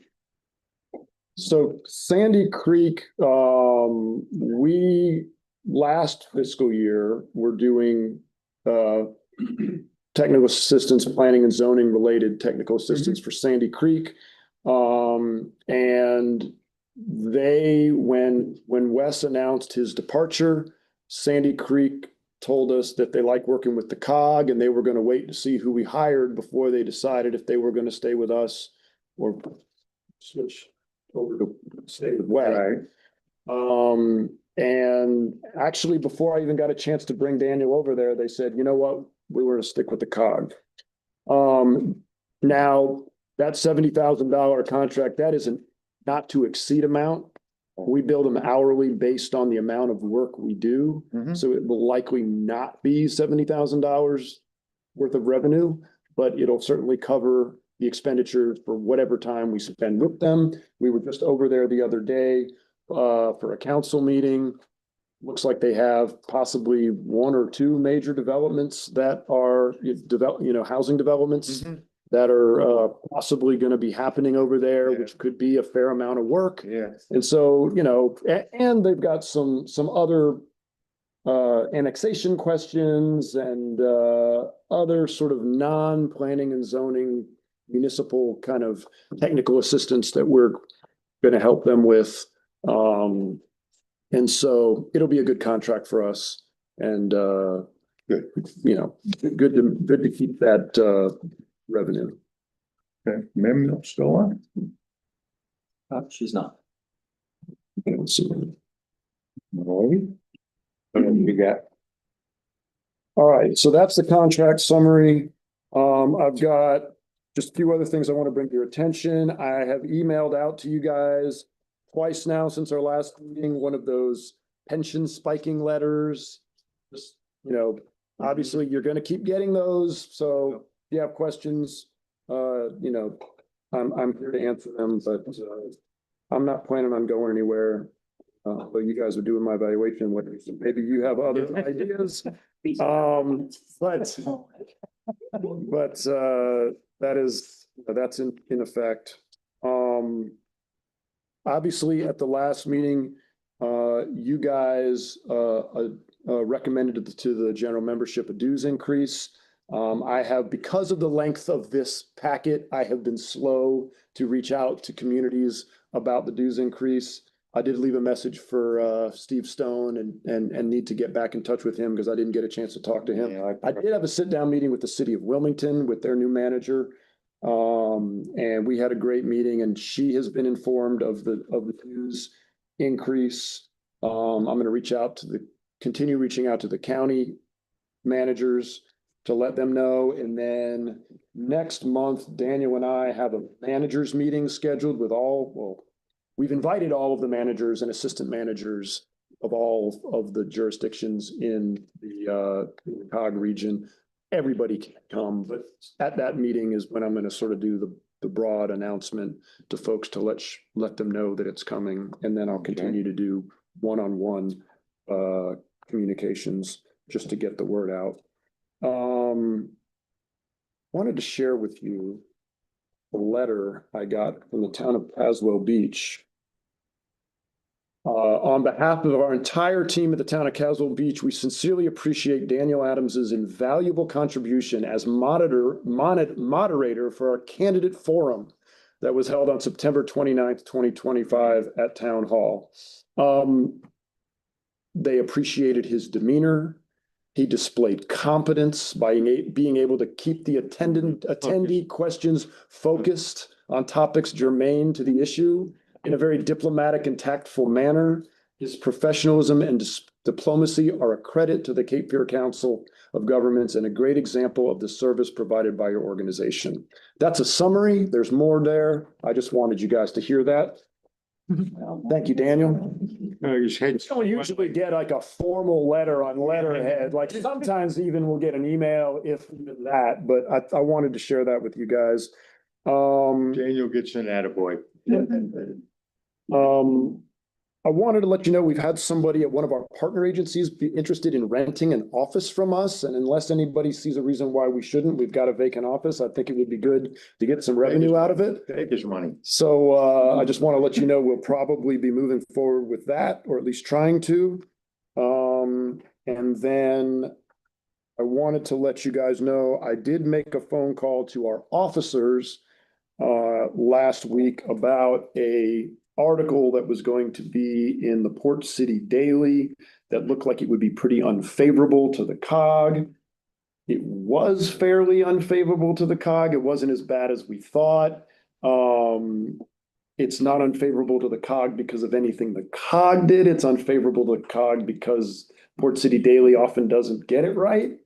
And, ultimately, I think also in some ways we decided to kind of take it on the chin a little bit to not throw some of our other partners under the bus. And so if you haven't seen the article, I might recommend you not, but but in any case, if you saw it or if you heard about it, or if there's anything that you want to discuss, I'm happy to discuss it either as a board or individually. I think Ginger, during her staff report, will maybe go into a little bit of the sort of what technically happened and about us needing to take on some services in-house. But I don't want to not address that. And then lastly, obviously we're in a government shutdown. Obviously we're federally funded. Most of our programs are good for a while. We feel pretty confident. And we have the cash flow to go for, certainly a full quarter with no reimbursements, probably 6 or more months with partial reimbursements, which looks like it's more the situation. So seems, and Mike and I talked about this at length. It seems very unlikely that this shutdown will last so long that it will truly be a pinch on our cash flow. But I did want to bring it, I did want to talk to Mike about it, and Mike and I decided we would at least stay the course until the board meeting. And then if the board had any particular concerns or wanted to talk about anything, I think at this point, we're just not concerned yet. And I think we don't want to interrupt services if we don't have to. Although, you know, some of the services are reimbursement from other agencies that they may have other decisions, but we don't want to lay off or furlough staff unless we have to. And so we don't believe we need to. We're going to continue the course. If for whatever reason that changes, I will reach out to you guys. If you guys think that's not the right course of action, please let me know now. But definitely think that we can revisit this in December and talk about it further if need be. But Mike and I decided at very least, so much up in the air, we're just going to keep going until we can. I mean, ultimately, my perspective is we only have a fund balance for this purpose. Yeah. There's no point in not spending it for the purpose it's intended. Technically speaking, at this point, we're spending cash that's going to be reimbursed when the government reopens. So it's not technically fund balance, but if it were not to be reimbursed, it would be fund balance, and there's no reason to have it and not use it. So that's my perspective. And I'm, you know, just if there's any questions or comments about that, I welcome them. I'll say I agree, but Alan, not looking to lay anybody off or furlough anybody. Let's keep these doors open as long as we can and keep providing the services that we do. So, you know, like Alan said, we spoke about it at length. What do we do? What do we do? What the fund balance is for? Well, and honestly, like new things have come to light since we had that discussion, Mike. We thought that perhaps aging only had funds through September Right. 30th at that time. And it seems that actually they have done their second quarter drawdown. So they have money at least, the state has their federal funds through December. So that's pretty safe. Workforce has, you know, multi-year allocations. We feel like there's not really an issue there. HUD, nobody knows. But We can draw down the funds we currently have in there. The grants that were going to go into effect January 1st may or may not be placed into locks, but we have plenty of money up until December at least to expend it. right, and we can draw down those funds without Because a HUD person on the other end pressing okay. So, you know, that's okay for a while. And those are the major funding sources, and all the other ones were sort of RPO and ARPA RPO looks okay. Obviously, the local funding is fine. The ARPA funding has all been allocated to the state. So Yeah. we're in reasonably good shape and should be able to weather this storm for quite a while. Hopefully it doesn't go on forever. The other people will suffer a lot more than Yeah. you will if it continues. That's all I have. We'll keep the store open as long as we can. We already voted on the annual meeting update. We did that already. Yeah, we're gonna, yeah, thank you. I've got the food set up. As y'all saw, I dropped the Caesar salad dressing, so we pulled some out of our refrigerator. We don't have Rancher Creek dressing that you're more than available to use. I'm sorry about that. We'll But survive. if y'all want to get up and fix your plate. Yeah, let's having a do that. discussion, Be my guest.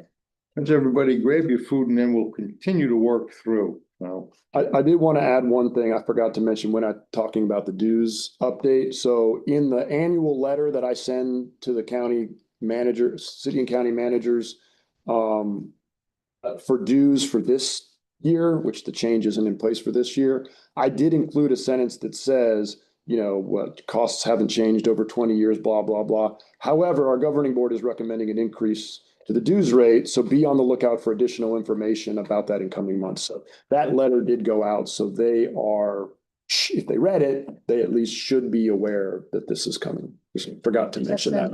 Or snail mail. That was sent by email to everybody, but the one community that doesn't have email. Okay, actually, they do have it. I did send it, Waltha. Oh, wow, welcome to the 21st I century. thought it was. No, they all have emails So I'll now. have- Oh, good. Yeah, I used to have to send Waltha, I think it was Waltha that I had to send snail mail. Mm. That's unbelievable. As old as I am, I have email. There are still some members who don't, the board members that don't have emails or they're not sharing, but Yeah. all the clerks have them. But I get it. Okay, So you want to take a lunch yeah. We'll grab lunch. break? We'll take a few minute break. Muting real quick. We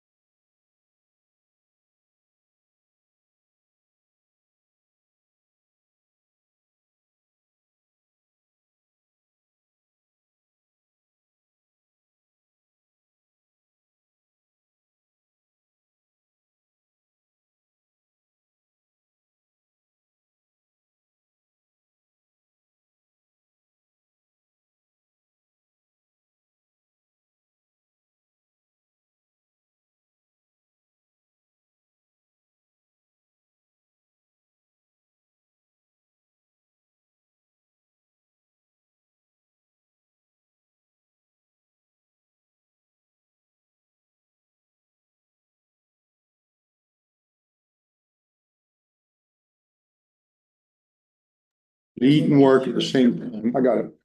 It's a really long time now that y'all have your lunches, so. Go ahead, Holly, have at it. All the area What is that? HG. Our mouths are full, we can't. I know, y'all can't even, you can't even tell you not to quit talking, right? You've been busy.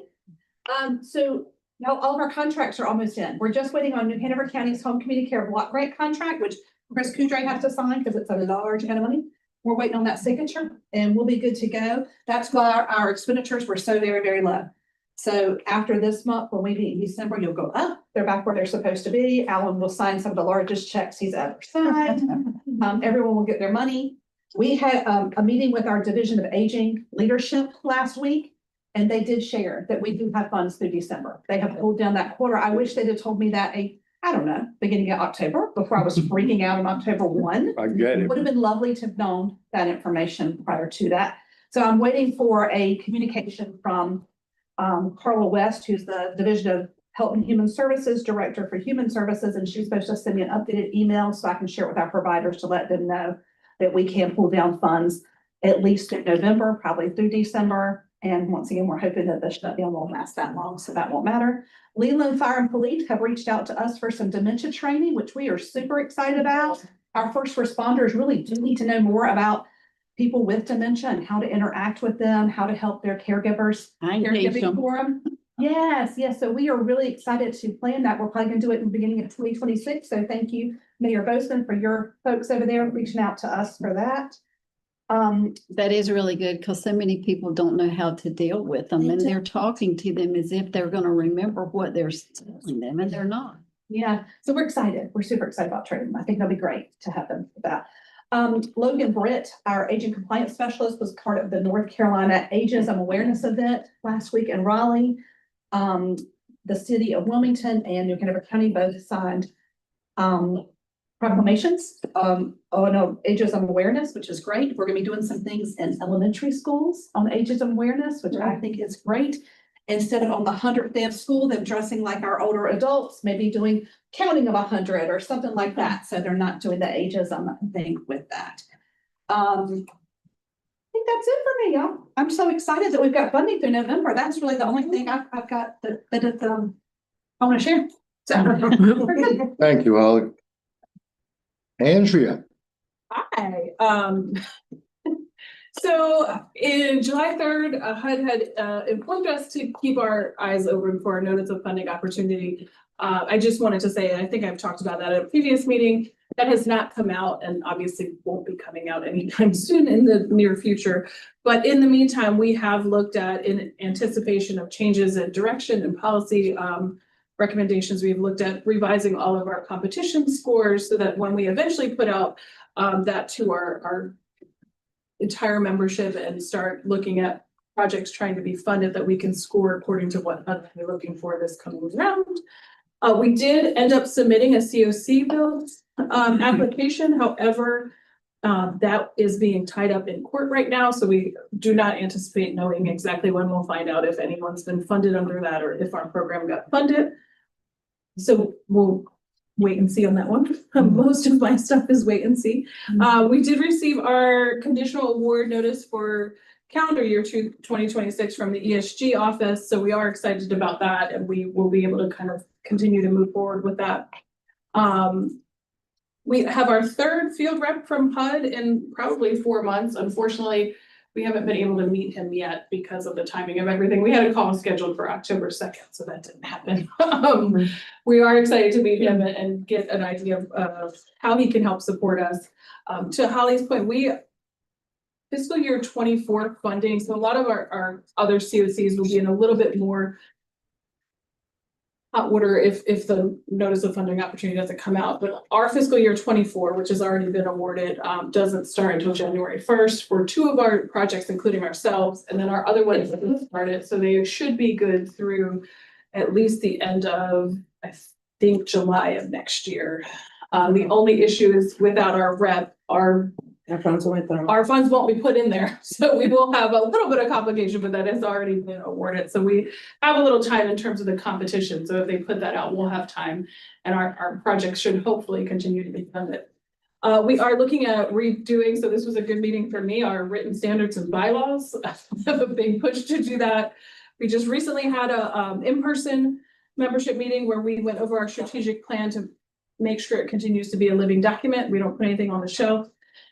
And part of that, we did some needs and gap surveys with both Brunswick County and Pender County, because we do recognize that those counties may have different priorities and needs that we want to focus on and make sure that we're moving together. So Brunswick County is up to quite a few, and Pender should kick off our new Pender meetings that will be starting soon. So we're really excited. We continue to offer services. Our coordinated entry was just as busy as ever. We've met with several new service providers and housing providers that are looking to get more involved in the COC and hopefully be able to increase our housing staff. We're beginning our PIT planning for January for our point in time. And then we are also working with a master's level UNCW class to assist with evaluation tasks. So it's a group of people that are learning evaluation. So they're going to do some data dashboards for us, and they're going to do some evaluation tasks. So we get a little free labor out of some enthusiastic students that can help us move forward on that. That's it. Thank you, Andy. Thank all of you for being so good with your money that you can survive for a while. Daniel. Sorry. No problem. So you may recall that at the August 11th meeting, I mentioned that we were going to really focus on taking the LGS department into a direction that had not been explored previously, right? So we were going to diversify the services, and we wanted to be intentional about understanding where that gap exists in the region. So rather than us telling communities what services that we think we should be providing them, we wanted to go out, talk to those community members and understand what services they need and where we can offer that support. And so Danny and I have been going around conducting needs assessments with many of the communities in the region. And also I've been back with Alan and Sam Boswell, meeting as many community members, whether that's elected officials, managers, staff, as we possibly can in the past 2 months. So that's where we stand now. I intend to have more to report back to the board at the December meeting about that direction that we're going to go. Sam Boswell, our RPO director, has been on a tour of Columbus County for the past 6 to 8 weeks. He's been to 9 of the 10 municipalities and presented the Columbus County Comprehensive Transportation Plan. All 9 have approved it. He'll be coming to Columbus County in November, I believe, is the plan. Got Sarah Gordo is the only municipal government. So we also collaborated with the town of Carolina Beach on a grant application to improve water quality by mapping their stormwater system. Hopefully that funding comes in quickly, because I imagine that would be a timely project right about now. And there's also potential to partner with DEQ on a flood resiliency blueprint project implementation. So a little bit of backstory on the flood resiliency blueprint. The state essentially created a tool to help communities understand where they can invest in resilience projects.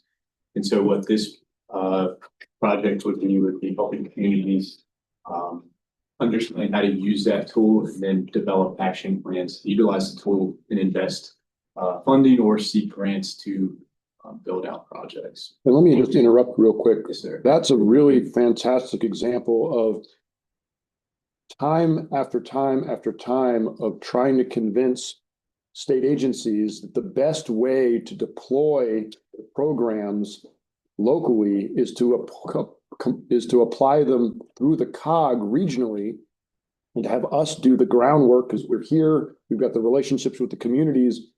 And this is one of the first examples of a state agency saying, hey, we've got funding to support wanting you to go out to your communities and help us do this work. So this is a really great opportunity for us to sort of prove to the state that this is a regional delivery model that works. Exactly. Agree 100%. Chip Bartlett, project manager, just wrapped up a grant application with the town of Wallace. So we'll be getting that submitted this week. And the last thing is, hopefully in your inboxes, you saw a newsletter that's called the Cape Fear Compass. It's a local government services focused newsletter. I want to thank Danny for all the work that he put in on that. If you haven't seen it in your inboxes, check your spam folder, go ahead and give it a click and give it a read through. We're going to be publishing that monthly. So That's it for me. Thank you. Thank you. I have a question. Yes, ma'am. The stormwater mapping, Lynn, that the county doesn't do that for you? That, so basically, they just do all the unincorporated, Correct. that makes no sense. But just a little more on that exercise. I mean, PTCA, as bad as it was, Uh-huh. in the end is gonna have been a good thing for us in the end. And that is because you realize what you don't know, right? I Yeah. mean, we had situations where one group of people says the water goes that way and the other group of people says the water goes that way. And nobody, it makes it very difficult to know what the truth is. So we're running cameras through all those now, trying to figure out where obstructions are and then map them out. The whole idea, in the end, it'll save us money, right? Because the worst thing you want to do is go do a whole stormwater project to move water from here to there and then Right. find out that's not even where it goes, right? And it's all on the ground, so there's all this, you know, and some of the stuff was done decades ago. Finding somebody who even knows, so I think. I think that's a great success program. for us. I'm just so surprised at like, you know, when I get a map of the county and I go, okay, where are the pieces of land that are left out there? There's a big old blocked out Wilmington, and I'm going, that's helpful, but not really. And I feel like the separation of I mean, we should be working together on a lot of this stuff, because when you think the southern He end of the would county. definitely invite your help. I'm sitting here going, we should be doing this stuff regionally or at least county level. Makes sense to just be so separate with everything, including housing and homelessness, including workforce, like it's all. I'm just so blown away since I've gotten here with the county and watching how separate everybody is and how, well, this is my domain. I'm like, no, it's not really. Like, there's no hard border on the city of Wilmington. It's not. They pay county taxes just like city people. And so does Carolina Beach. They pay county taxes also. I mean, shoot, I think we should be working together. If you got any ideas for that with this project, let us know. Well, I feel like just, I mean, that builds on what we're talking about, diversifying services, you know, helping facilitate regional projects, being the hub for regional projects. I want to work on workforce stuff too. I'll defer to the experts on that. Yeah, when Junior gets some of that, because like that's another thing, like I sit on some of these economic development boards, like we do a tremendous job with bringing business into the area, but like the workforce part of it's lagging so much far behind. And, you know, I think my time on the school board has shown me that like there's so much potential there to work with our public school system and whichever schools and figure out how we raise our workforce. So think about that. And because I would love to work more regionally too. I was just talking to you about it. As soon as we get full, Brunswick and Pender and probably Columbus are gonna start seeing commuters in. No, we already did. I've always been a fan of working regionally. I know that, and I think about that whenever I listen to all these silly arguments about how, you know, this is our territory. I'm like, it's not. It just doesn't make sense. But anyway, You're the perfect representative for this. oh, well. But like, I mean it, like, I just think so much about all these things that are connected and we should be different. But anyway, sorry to go for a tangent, because that just like a perfect example of why we should be working together. Great. But anyway. Yes. Ma'am, come on now. Really? It could be your mother, but. Okay. Come on now. All right, first of all, Commissioner Walker, if you would ever like data on commuting patterns or where the workforce is, we have all that. So we will get to, yes, actually, this one will help. Good. So I guess I'll start off kind of how everybody else has too. I'm gonna brag about my team for a little bit. So I have a small team of 5 people as we include Avery.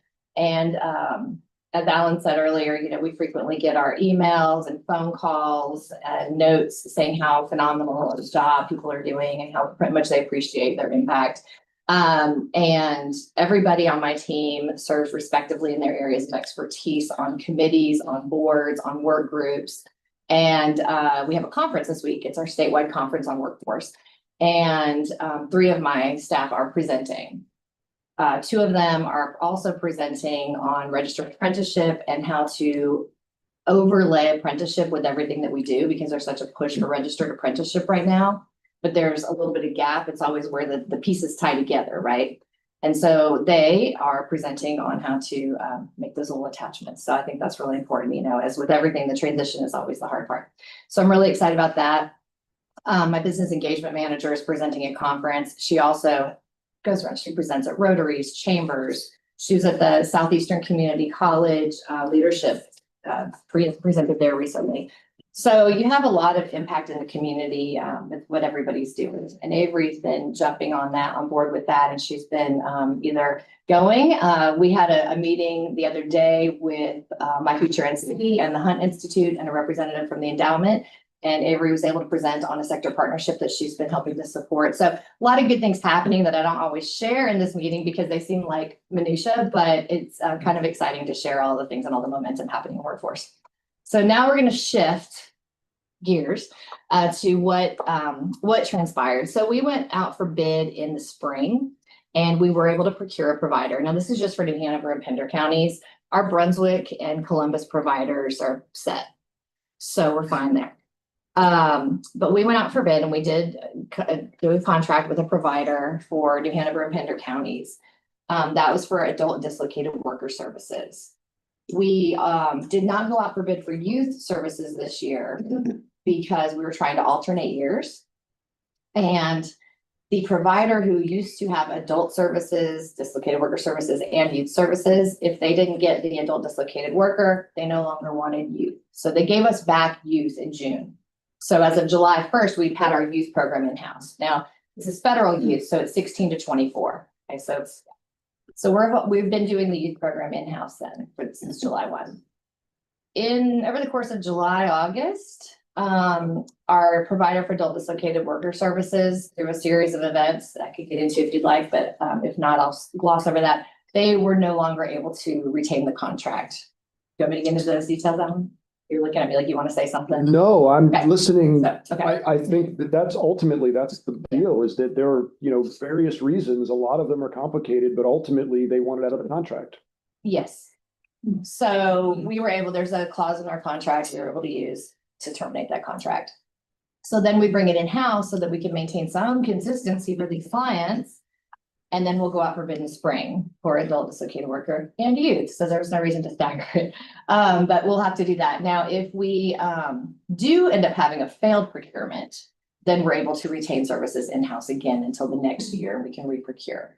So and that leads me to the staffing. Because we're bringing it in-house, we initially were going to just do things through a temp agency, but because it's really hard to find good people in this economic climate, we decided to do it in-house and go ahead and bring them in-house. So that's why we're hiring these staff.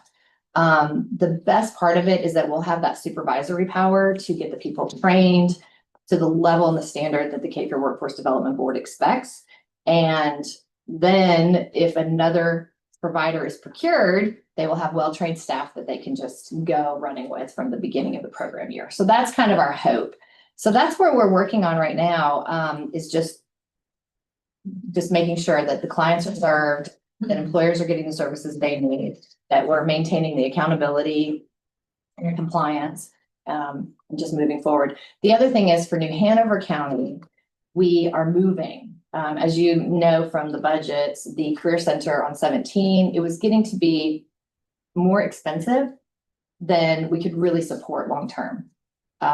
Services are available virtually. A lot of it can be self-eligibility even. There are a lot of things that don't require people to go into the career centers. So we need a smaller space. It was a very large space. I don't know if anybody came over. Commissioner Walker, you came over when Governor Stein was here with some other elected officials from New Hanover County. And it's a big space and we were complimented on it when Governor Stein was here, but it's just more space than we need. And so being fiscally responsible, we needed to downsize. So we're working on that, but because there's a process to all government contracts, including leases, we are moving as of November 1st. So there was just a 4-week gap of physical location. And that's why we have the mobile unit out here, the NC Works Mobile Career Center.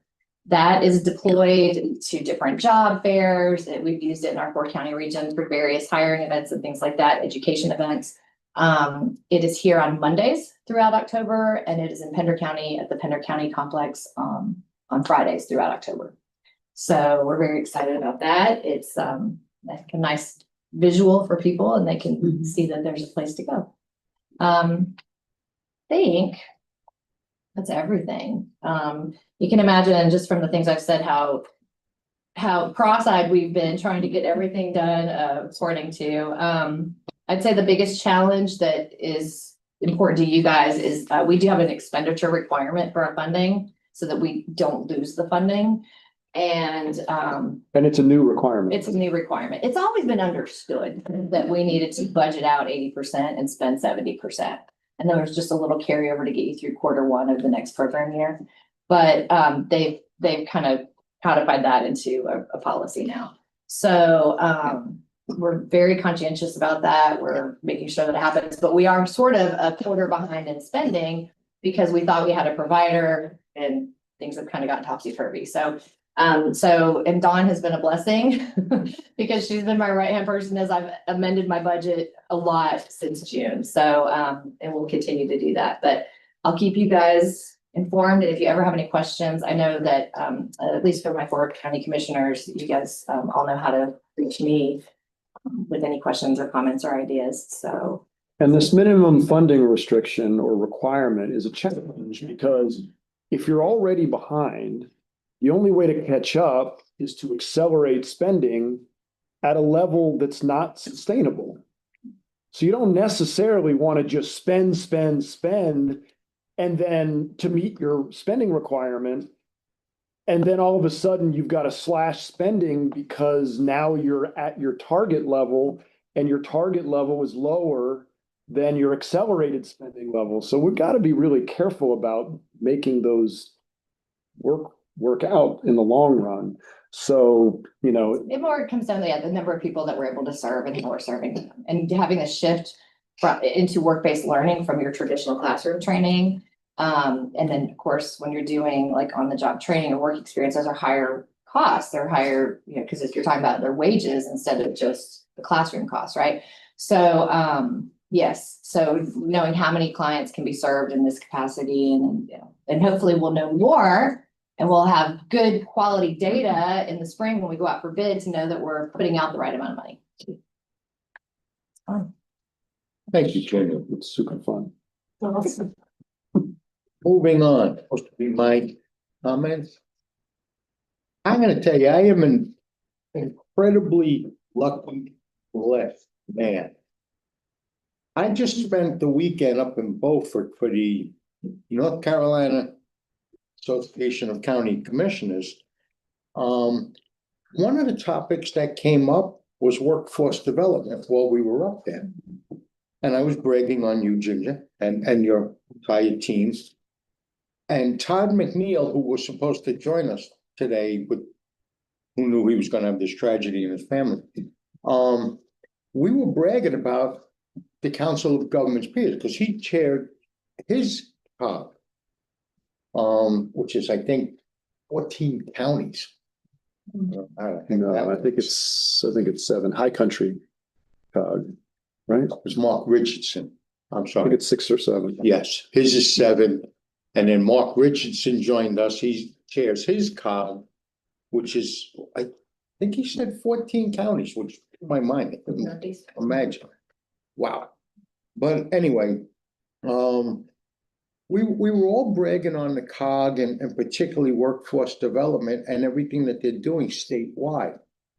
And to listen to them, they have issues that I just don't have because I have Ginger. So I consider myself very blessed. We do great work here.